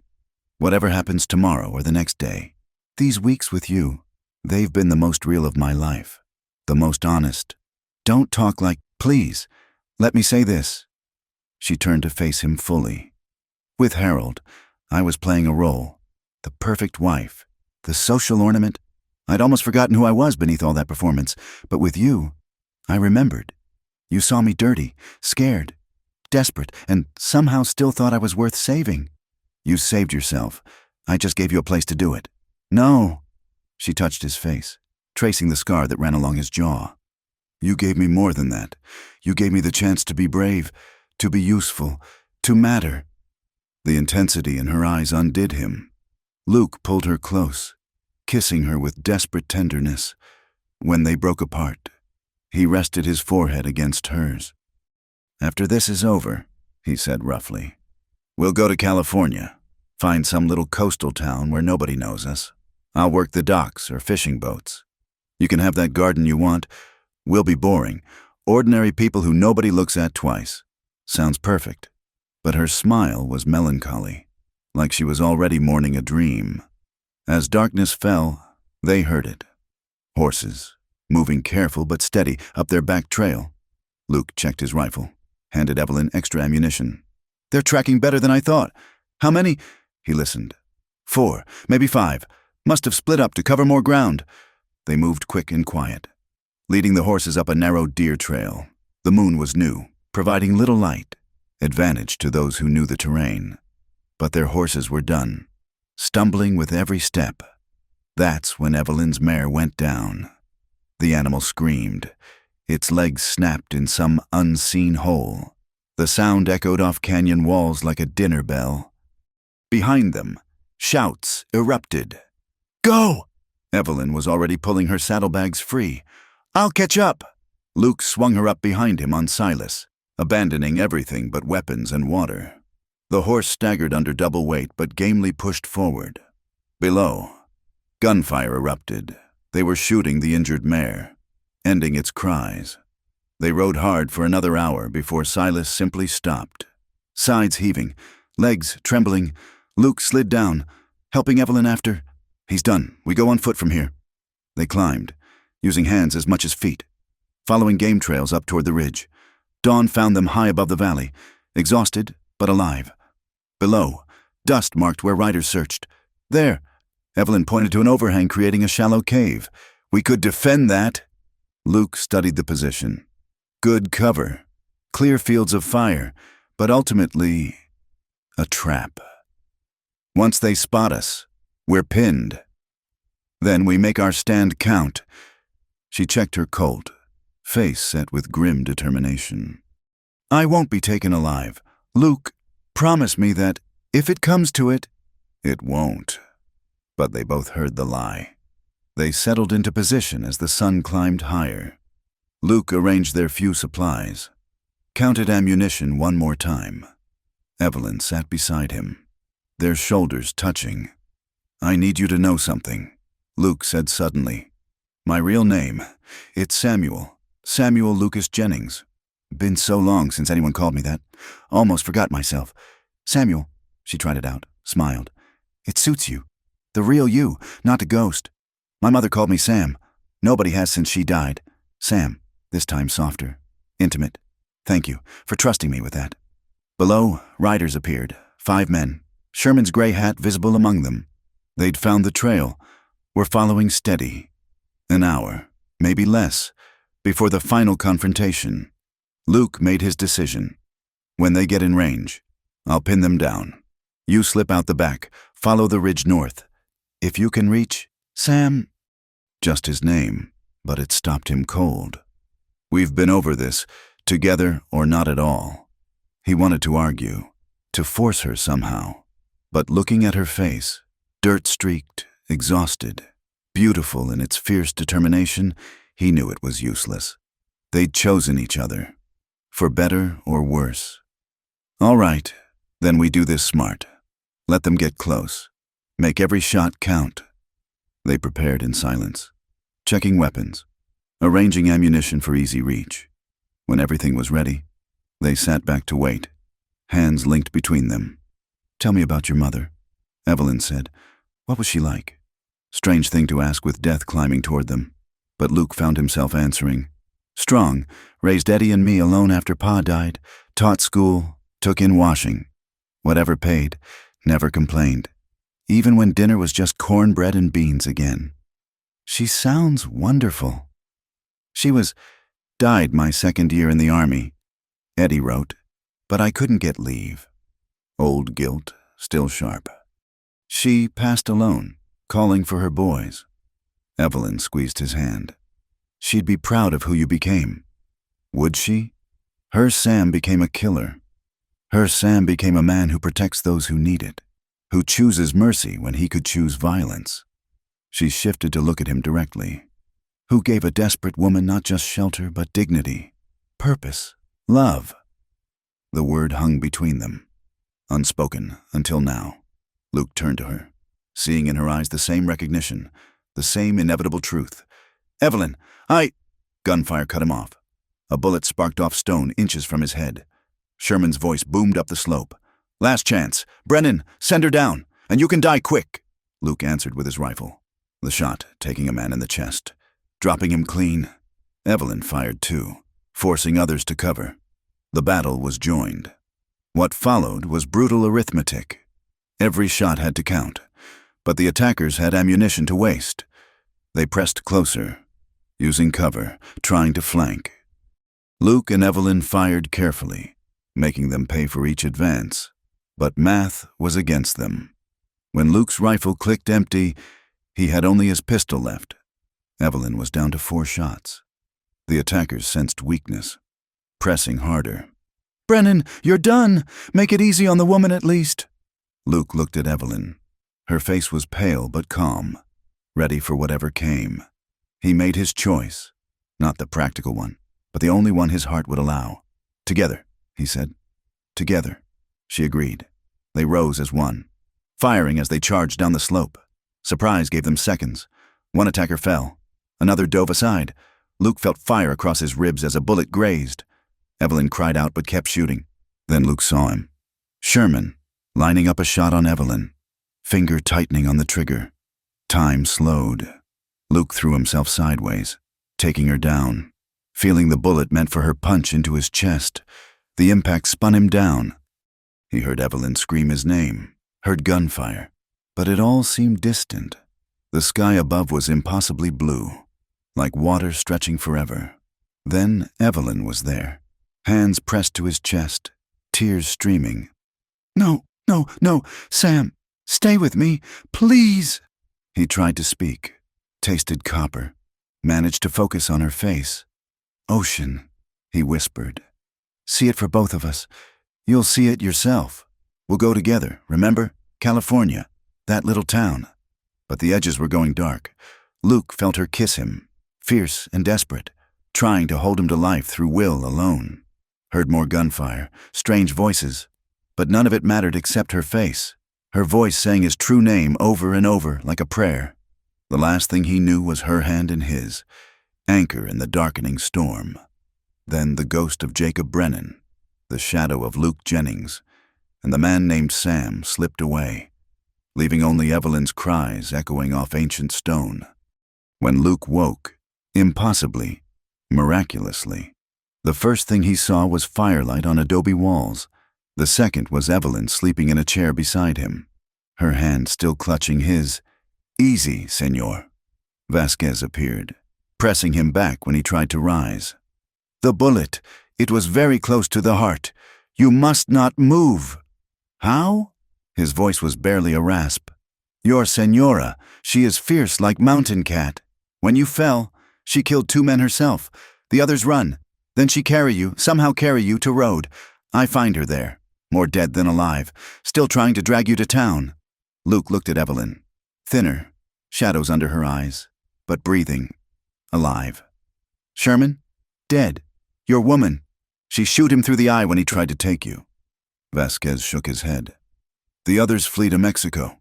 They say woman too dangerous to face again. Luke wanted to laugh but couldn't manage it. Evelyn stirred, eyes opening. When she saw him awake, her face transformed. Sam. Just that, but it held everything. Hey. He managed to squeeze her fingers.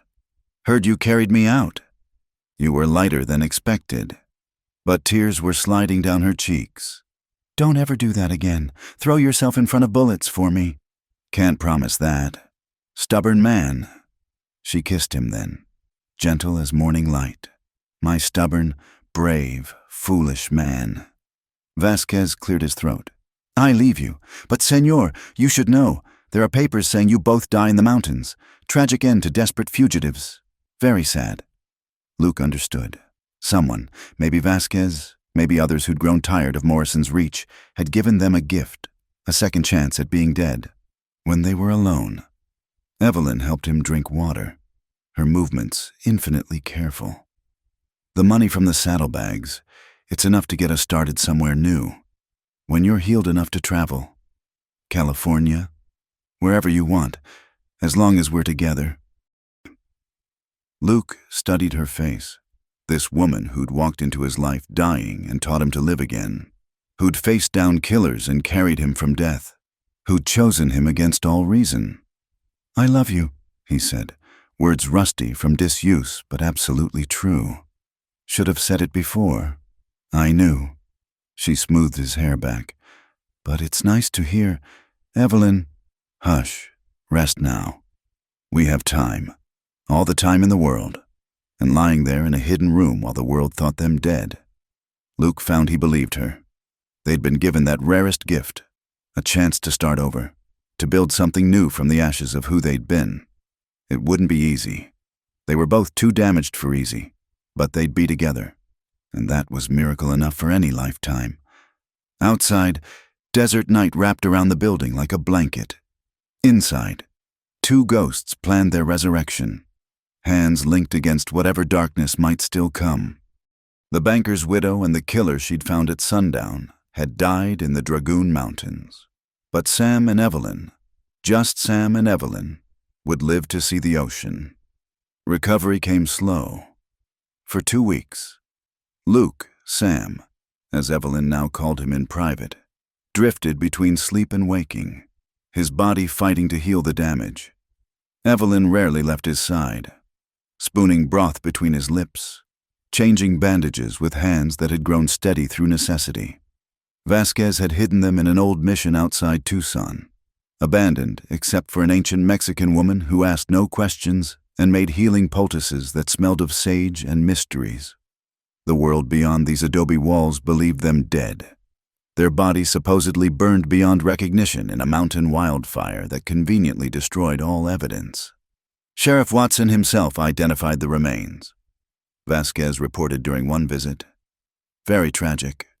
The dangerous widow and her outlaw companion, consumed by the harsh desert they tried to flee through.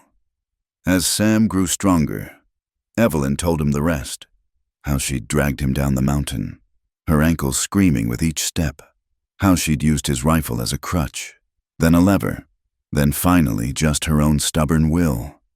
How Vasquez had found them on the road, her delirious with exhaustion but still trying to pull Sam's unconscious form toward imagined help. You weigh more than you look, she said one evening, helping him sit up for the first time. Like dragging a full-grown bear. Should have left me. But his hand found hers, grateful beyond words. We've discussed this. No leaving, ever. She adjusted the pillows behind him. Besides, you'd already taken a bullet for me. Seemed poor thanks to abandon you after. They were different now, both of them. The desperate flight had burned away pretense, leaving only truth.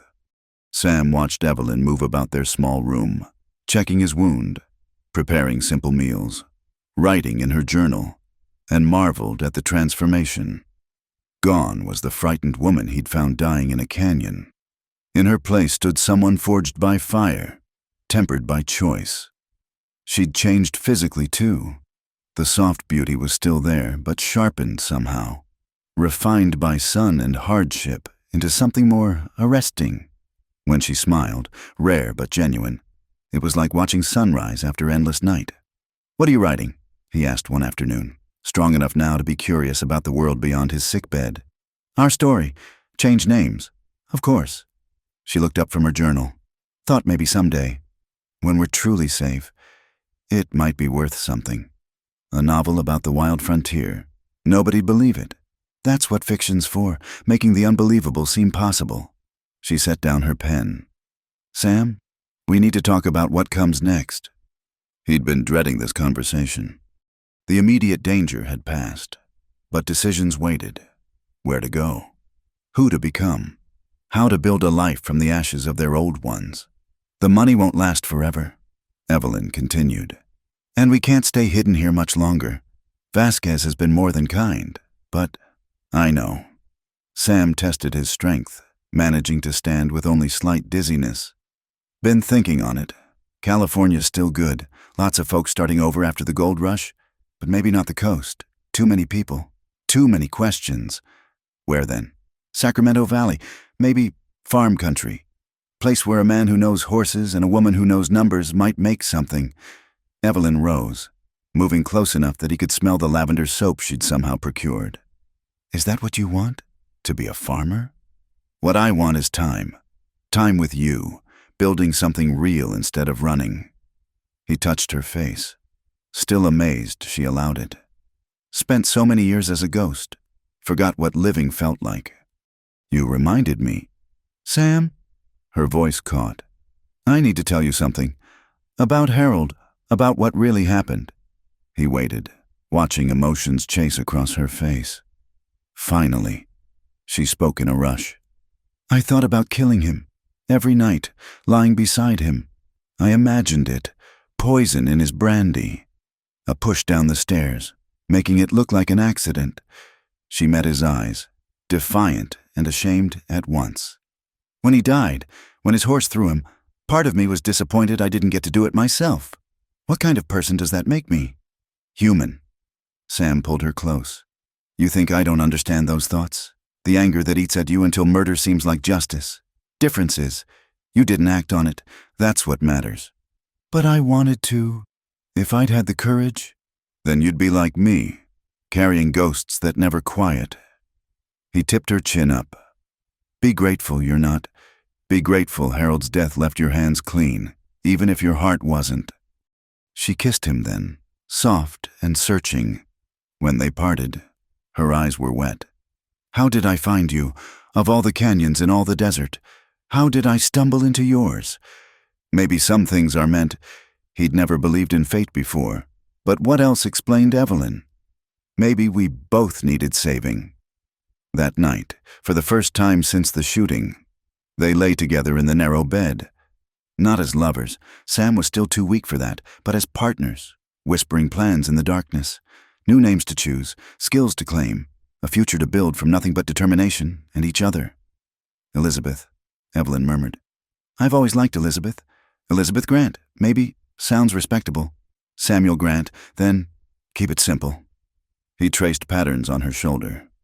"Married couple from Kansas, heading west for opportunities. Lost everything in a fire, starting over." "How long married?" 2 years, long enough to know each other. Not so long people expect children yet." She was quiet for a moment.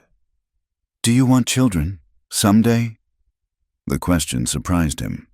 In his old life, family had been an impossibility.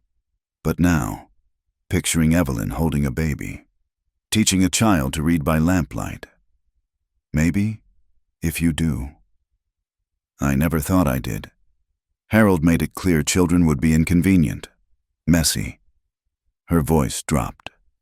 "But with you, the idea doesn't frighten me." They fell asleep making plans, building dreams from whispers and hope. A week later, Sam was strong enough to travel. Vasquez arranged everything: a wagon, supplies, papers that would pass casual inspection. The old woman blessed them in Spanish, pressing a wooden cross into Evelyn's hands. "For protection," she said through Vasquez. The desert has marked you both. It will know you wherever you go." They left at dawn, just another couple heading west. Sam drove while Evelyn sat beside him, her journal open on her lap. She was sketching the mountains receding behind them, trying to capture something that could never quite be held. "No regrets?" Sam asked as Tucson disappeared. "None." She closed the journal, leaned against his shoulder. "You? Ask me in 40 years. The journey took 3 weeks. They followed established trails, camping with other travelers, learning to be Samuel and Elizabeth Grant. It was easier than expected. Desperation had already taught them to be different people. Now they just had to remember which ones. Sacramento sprawled along the river, bustling with commerce and construction. After the empty desert, it felt overwhelming. But Evelyn, Elizabeth, took charge, finding them cheap lodging while Sam looked for work. His knowledge of horses, learned in the army and honed in the mountains, served well. Within days, he'd hired on with a freight company needing drivers. The work was hard but honest, nothing like the violence that had defined him before. Elizabeth found work too, keeping books for a dry goods store. The owner, impressed by her neat figures and quick mind, soon relied on her completely. Their combined wages weren't much, but it was enough. Enough for better rooms, decent food, the slow accumulation of a life. Months passed. The fiction became truth through repetition. They were the Grants, quiet folks who kept to themselves but paid their debts and caused no trouble. Elizabeth planted a garden behind their rented house. Sam built her a chicken coop, smiling at her delight when the first eggs appeared. But the past wasn't done with them. One evening, Sam returned from work to find Elizabeth pale and shaking, a letter clutched in her hand. "What is it?" She wordlessly handed him the paper. It was from Copper Creek, forwarded through several hands. The writing was careful, educated. "Mrs. Whitmore, though the world believes you dead, I know better. Harold kept detailed records, including some quite interesting regarding your origins, your father's debts, the arrangement that led to your marriage, information that certain parties might find valuable. I propose a meeting to discuss terms. I believe we can reach a mutually beneficial agreement. Your servant, Judge Morrison." Sam felt the old rage rise, carefully controlled for months. He survived. He knows we're alive, knows where we are. Elizabeth, no, she was Evelyn again in this moment, frightened and fierce. "We have to run. Tonight." "No." Sam set the letter aside, pulled her close. "Running's done. Time to end this proper—" "Sam, you can't. You're not that man anymore." "No, I'm not. Jacob Brennan would already be riding for Copper Creek with murder in mind." He felt her tremble against him. But Samuel Grant's going to be smarter, going to use the law Morrison twisted for so long. He explained his plan. The documents Evelyn had saved from Harold's study, hidden now beneath floorboards.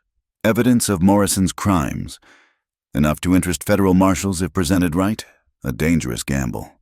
But better than waiting for Morrison to destroy their carefully built peace. And if the law won't listen, if Morrison owns them too? Sam met her eyes steadily. Then Jacob Brennan makes one last appearance. They spent the night preparing. Evelyn copied documents while Sam cleaned weapons he'd hoped never to need again. When dawn came, they were ready. The journey back to Arizona took 5 days by stage. Every mile felt like traveling backward through time, undoing the peace they'd found. But when Evelyn slipped her hand into his, Sam remembered why they were doing this. Not for vengeance, but for freedom. Real freedom. Not the kind built on lies and looking over shoulders. Prescott, the territorial capital, sprawled rough and ambitious. Sam found the federal marshal's office while Evelyn waited in their hotel. The marshal, a weathered man named Tom Garrett, listened to Sam's story with growing interest. "Judge Morrison, you say? We've had complaints before, but nothing stuck." Garrett studied the documents Evelyn had preserved. This is different. Railroad bonds, forged signatures, murder conspiracy. You testify to this? Both of us will, but we need protection. Morrison has long reach." Garrett nodded slowly. I can arrange that. But understand, if you're lying, if this is some vendetta. Check the records. Jacob Brennan died 5 years ago in Colorado. Samuel Grant's just a citizen trying to do right. The marshal's smile was sharp.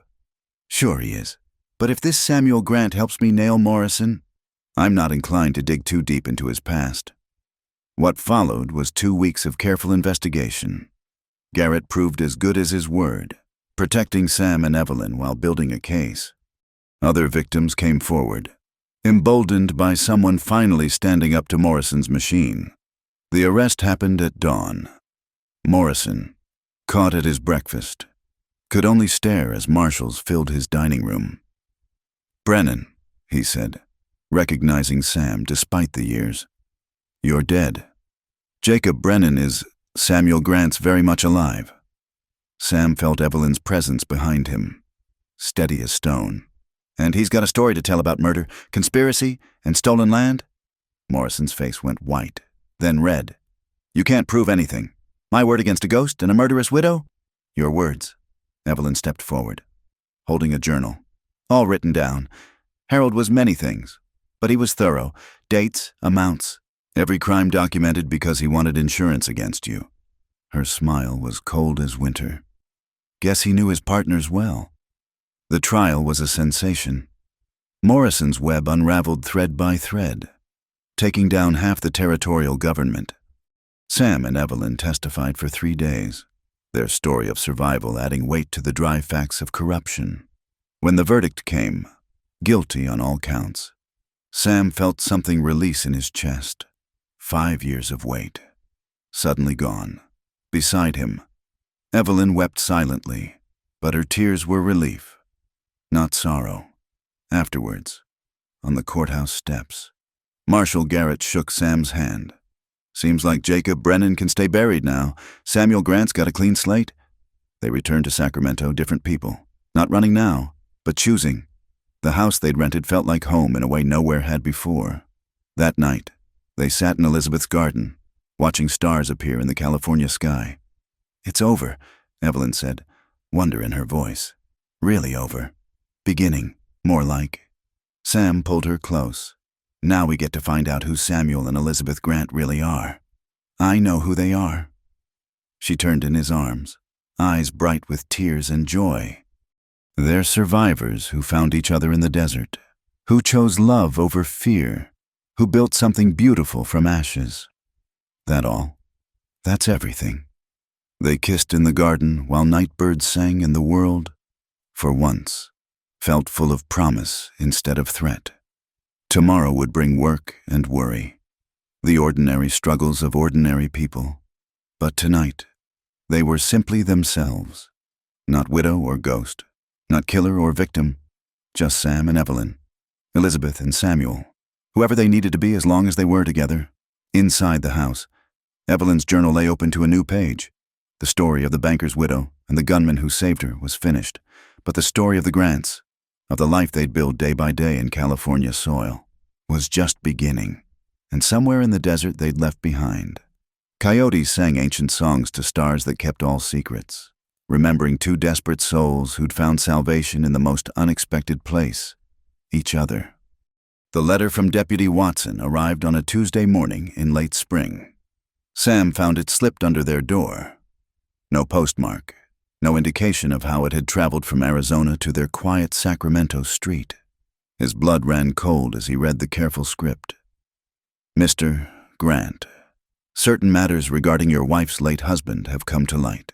Harold Whitmore's death, it seems, was not the accident everyone believed. New evidence suggests poisoning, a slow-acting substance that would cause disorientation, making a fatal fall quite likely. I thought you should know before this information reaches other interested parties. A concerned friend. Sam found Evelyn in the garden, tending the tomatoes that were just beginning to ripen. She looked up at his approach, smile fading as she saw his expression. What's wrong? He handed her the letter. Watched the color drain from her face as she read, then read again. Her hands trembled slightly as she set it down. I didn't, she whispered. Sam, I swear to you, I never... I know. He pulled her close, feeling her shake against him. But someone wants us to think otherwise. Question is why? And why now? They'd had 18 months of peace since Morrison's trial.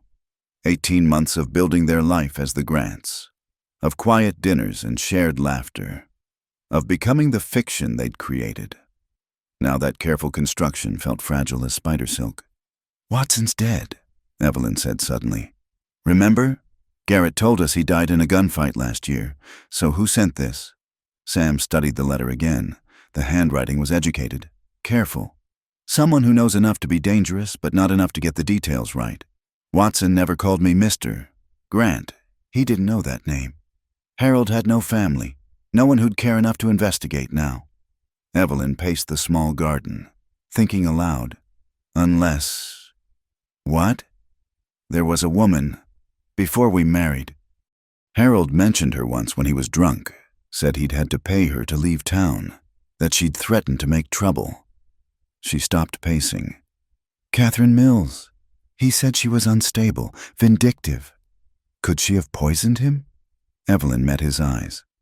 I don't know, but if she did, and if she knows we're alive.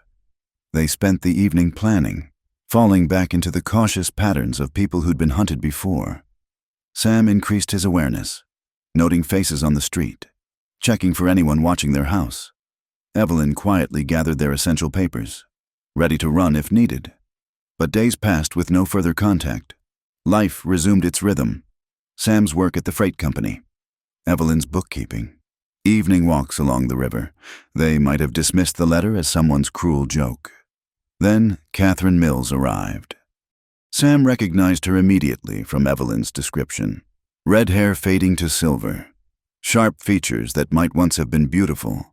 Eyes that held a disturbing intensity. She was waiting outside the dry goods store when Evelyn emerged at closing time. Hello, Mrs. Whitmore. Her voice was cultured but edged with something wild. Or should I say Mrs. Grant? Haven't we moved up in the world? Evelyn kept her composure, though Sam saw her hand move toward the small pistol she'd taken to carrying. I think you have me confused with someone else, ma'am. Oh, I don't think so. Catherine smiled, showing too many teeth. You see, I was there, in Copper Creek, watching Harold, waiting for my moment. He destroyed my life, promised marriage, then paid me off like a common... Well, she smoothed her worn dress. I spent years planning his death. Then you came along and ruined everything. I don't know what you mean. Don't you, little Miss Perfect, playing the grieving widow? Everyone believed your act. But I knew better. I saw you that night, sneaking into his study. Saw you pour something into his brandy decanter. Evelyn went very still. That's not possible. I never... No. Then why did he fall from his horse the next day? Why was he dizzy, confused, complaining of headaches? Catherine leaned closer. Because one of us poisoned him. My dear, and since I didn't get the chance, it must have been you. You're insane. Perhaps. But I have proof. A sample of the brandy I took from the house after the funeral. Had it tested by a chemist friend, Foxglove. He said, quite clever. Mimics heart problems. Makes accidents so much more likely. Catherine's smile widened. I wonder what the authorities would think. The supposedly dead widow, alive and well under an assumed name. Rather suspicious. Wouldn't you say? Sam had heard enough. He stepped from the alley where he'd been listening, hand resting on his gun. Ma'am, I think you should leave. Now. Catherine's eyes flicked to him, assessing. Ah, the mysterious Mr. Grant, or should I say Brennan. Oh yes, I know all about you too. Morrison had quite a file on you before his unfortunate incarceration. What do you want? Evelyn's voice was steady now. The initial shock replaced by the steel Sam knew well. Justice, compensation, take your pick. Catherine produced a small vial from her bag. This is Harold's brandy, or perhaps it isn't. Who can say? But I think a judge would find it very interesting, especially combined with the story of your miraculous survival. Blackmail. Sam kept his voice flat, though rage simmered beneath. How much? Oh, I don't want money. Not anymore. Catherine's eyes glittered. I want her to confess publicly. Want everyone to know that the perfect Mrs. Whitmore was a murderess. Want her to hang like I would have if I'd had the courage to do what she did. I didn't kill him, Evelyn said again. But Sam heard something in her voice. Not guilt, but a tremor of uncertainty. That night, in the safety of their bedroom, she finally broke down. What if I did? She was curled against him, voice muffled by his shirt. Not intentionally, but I used to put laudanum in his brandy sometimes. Just a little, to make him sleep instead of coming to my room. What if I put too much? What if that's what made him fall? Sam held her tighter. Laudanum's not foxglove. But what if she's lying about what the chemist found? What if she just knows I drugged him sometimes and is using that? She pulled back to look at him. Sam, I might have killed him, not meaning to, but stop. He framed her face with his hands. Harold Whitmore was a bastard who deserved whatever he got, accident, providence, or justice. Doesn't matter now. It matters if she can prove she can't prove anything about a dead woman. Sam's mind was already working. But we need to be sure she doesn't try. The next morning, he paid Catherine Mills a visit. Found her in a boarding house on the poor side of town, surrounded by empty bottles and bitterness. She smiled when she saw him, not surprised. Come to negotiate for your wife.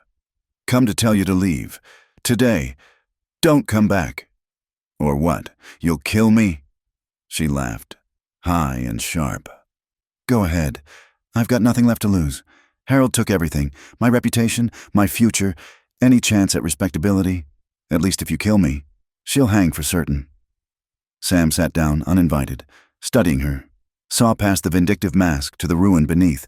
This woman had been broken by Harold just as surely as Evelyn had been. Differently, perhaps, but broken all the same. What really happened between you and Harold? The question surprised her. For a moment, the mask slipped.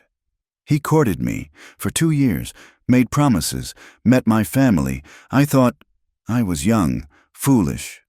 Gave him everything a woman can give. Her voice turned bitter. Then his bank needed connections back east. Connections my father couldn't provide, but Evelyn's could. So he paid me to disappear, threatened to ruin my father's business if I made trouble. And you've been following him ever since. Waiting for my chance, watching him parade her around like a prize while I scraped by doing whatever paid. She looked away. Yes, I wanted him dead. Planned it a dozen ways, but she beat me to it. You don't know that. Don't I? The wildness returned to her eyes. Perfect timing, right after the railroad money came through. She inherits everything while I get nothing. How is that justice? Sam made a decision. Reached into his coat and produced a roll of bills. Most of their savings, but worth it for peace. This is $500. Enough for a new start somewhere else. Take it and go. Forget about Evelyn. Forget about Harold. Forget all of it. Catherine stared at the money. You think you can buy me off, like he did? I think you're tired. Think you've spent years chasing ghosts and it's brought you nothing but misery. He set the money on the table. This isn't about buying silence. It's about giving you what Harold should have, a chance to build something new. And if I don't take it, then we disappear. You can tell your story to empty air. Evelyn Grant never existed, and you'll never find us again. He stood. But I'm hoping you're smarter than that. Hope you can see that destroying her won't bring him back, won't change what he did to you. Catherine was quiet for a long moment. When she looked up, tears tracked through her powder. I loved him. Despite everything, I loved him. How pathetic is that? Not pathetic, human. Sam moved toward the door. Take the money, Miss Mills. Go somewhere Harold Whitmore never existed. Be someone he never touched. It's the only real revenge there is. He left her there, staring at the bills. Didn't know if she'd take his advice or continue her vendetta. But he'd given her a choice, which was more than Harold ever had. When he returned home, he found Evelyn packing. We need to leave, she said without looking up. Tonight. I won't wait for her to... It's done. He caught her hands, stilled their frantic movement. She's gone, or will be. How can you be sure? Because I looked in her eyes and saw you, that first night, broken but not beaten, still capable of choosing different. He pulled her close. I gave her money, our savings. I'm sorry, but I don't care about the money. She was crying against his chest. I just want this to be over. Want to stop running. Stop looking over my shoulder. Then stop. We're Samuel and Elizabeth Grant. We live in Sacramento. Work honest jobs. Grow tomatoes in our garden. That's our truth now. But what if I did poison him? Not the foxglove, but what if the laudanum? Then you saved yourself the only way you could. He tipped her chin up, made her meet his eyes. I've killed men with my own hands. Evelyn, shot them, watched them die. You think I judge you for maybe accidentally giving your bastard husband too much sleeping draught? It's different. Is it? We've both done what we had to for survival. Difference is, my ghosts have faces and names. Yours is just possibility. He kissed her forehead. Let it go. Let him go. He's taken enough from you. That night, they didn't pack, didn't run.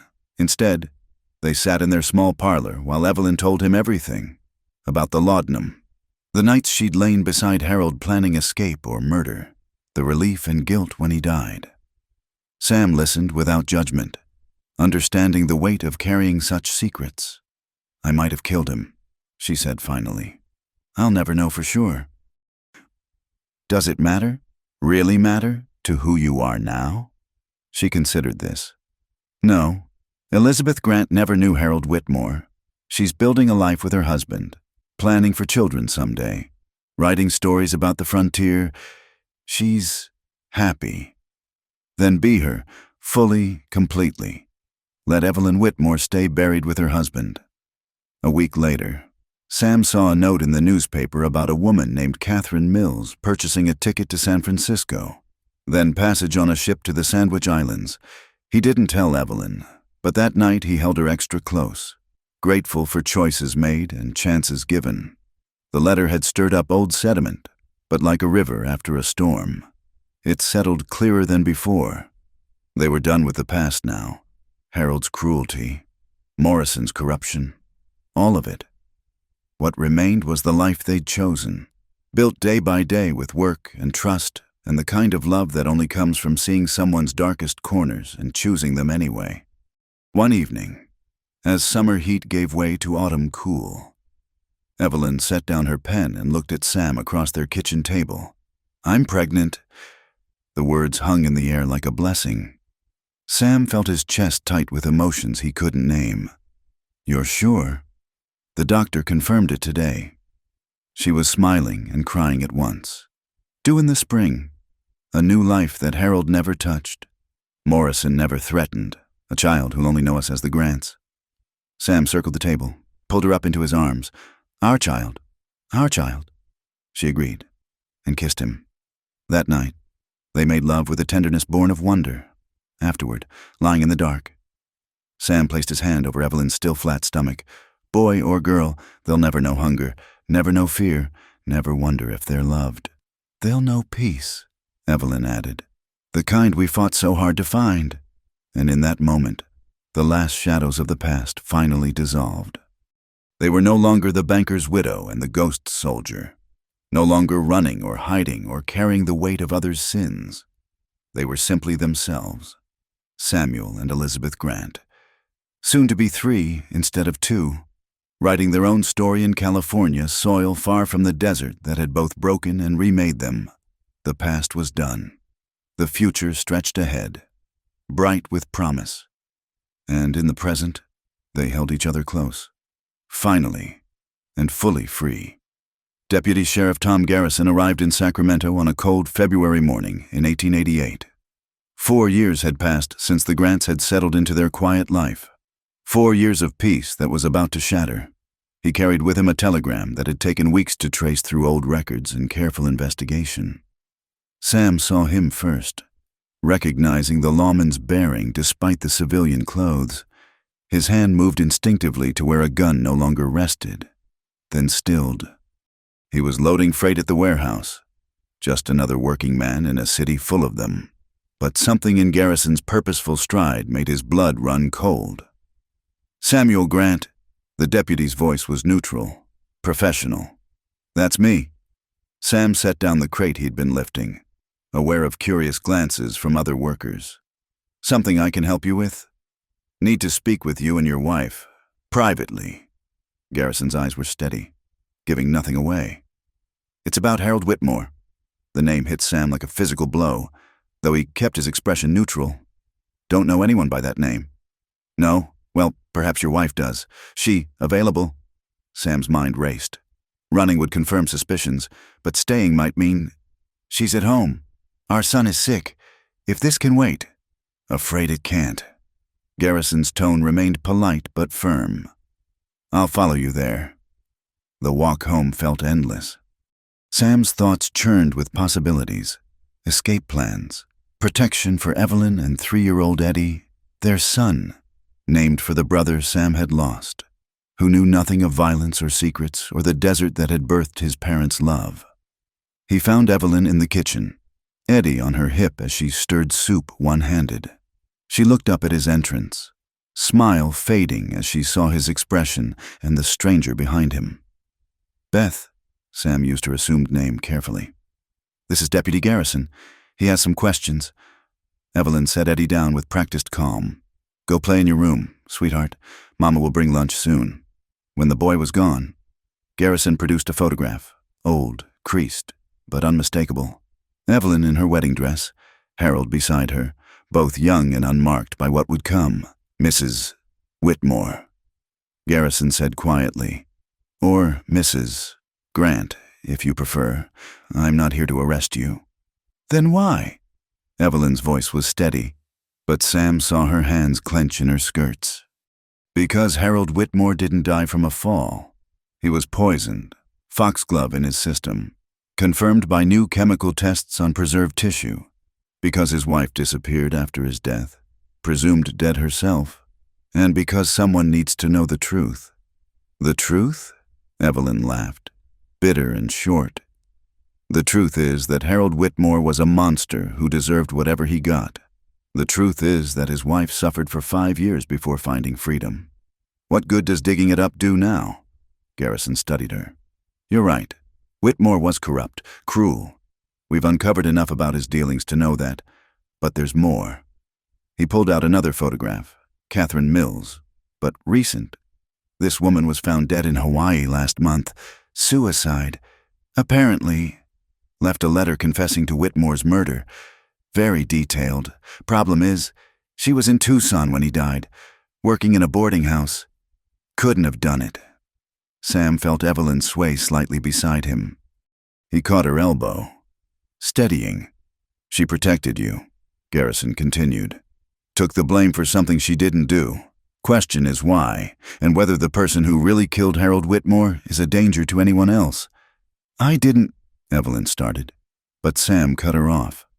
"Yes, she did." Both Evelyn and Garrison turned to stare. Sam met the deputy's eyes steadily. "Harold was beating her that night. I was passing through, heard her screams, broke in, found him, hurting her. We struggled. I forced poison down his throat, foxglove I'd been carrying to kill rats at my camp, made it look like she'd done it in his brandy so he wouldn't suspect. Next day, when he was dizzy from it, I spooked his horse." Sam's voice never wavered from the lie. "She didn't know. Thought it was an accident until much later." "Sam, no." Evelyn grabbed his arm. "That's not. It's done. Beth." He covered her hand with his. "Been carrying it long enough." Garrison was quiet for a long moment. Then, "Interesting story. Would be more believable if records didn't show you were 200 miles away that week, working a freight run to Yuma."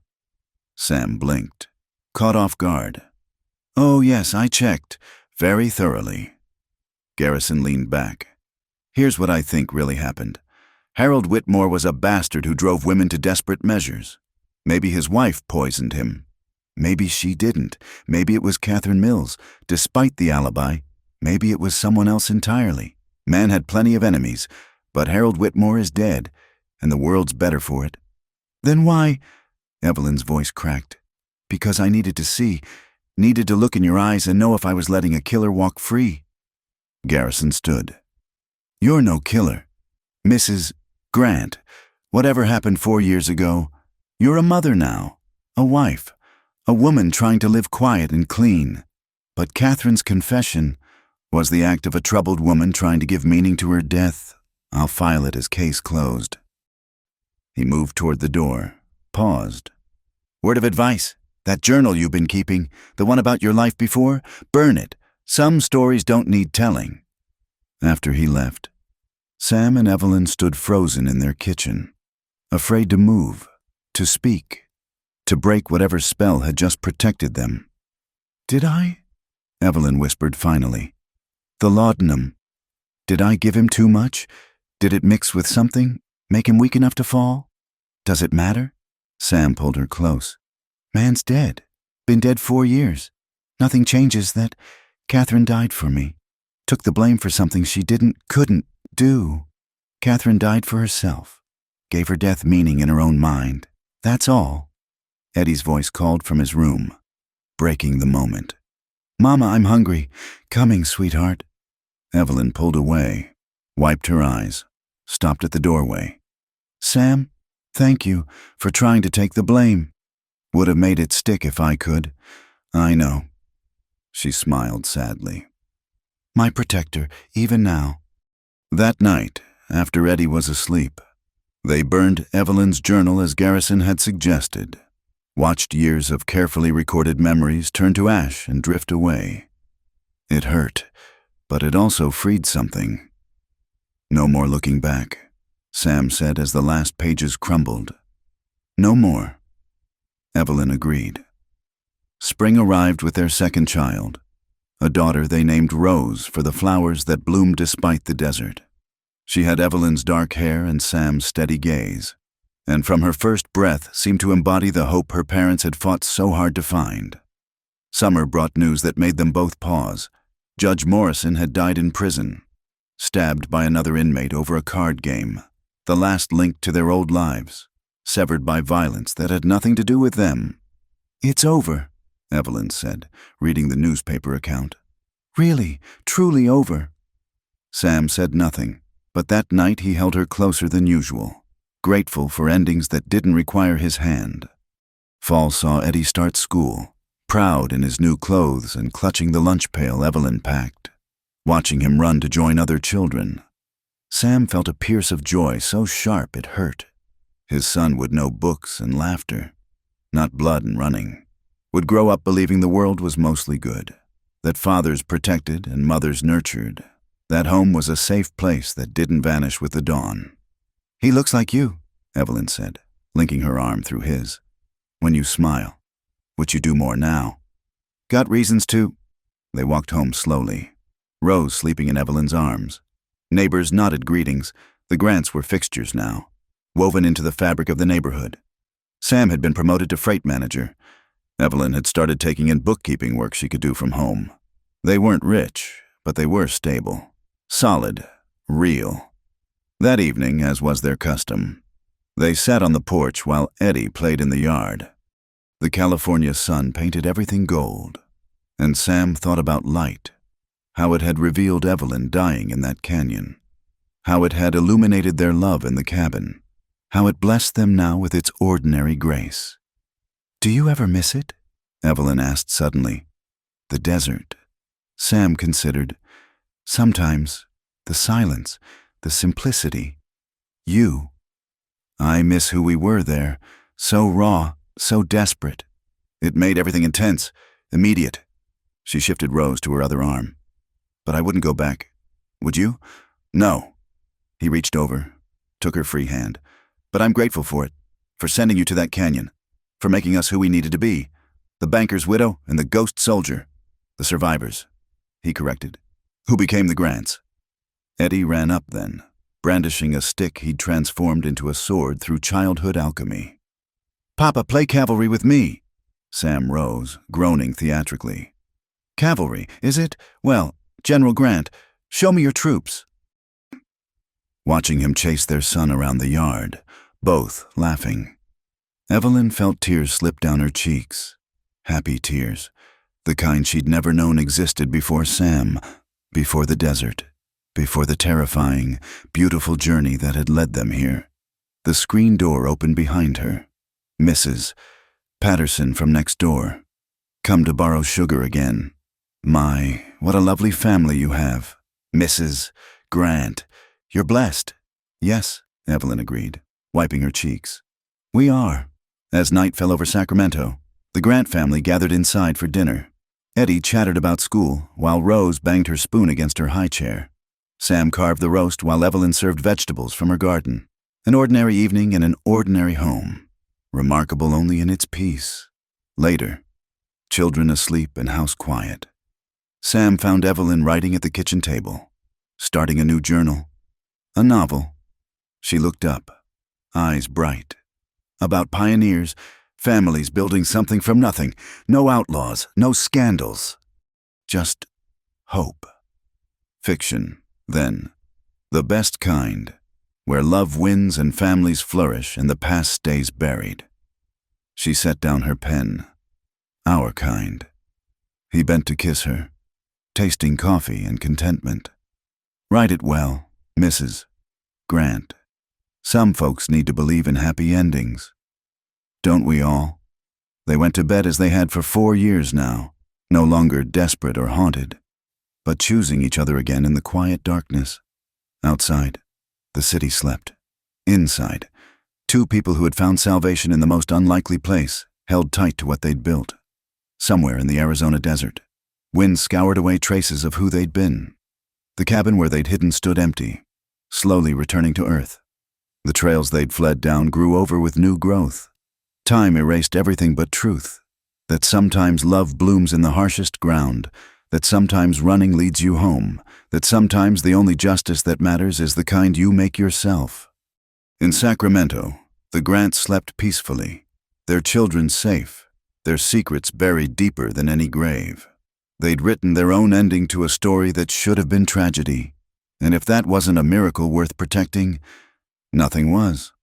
The banker's widow had found her cowboy at sundown in the desert, but it was Sam and Elizabeth Grant who lived happily ever after.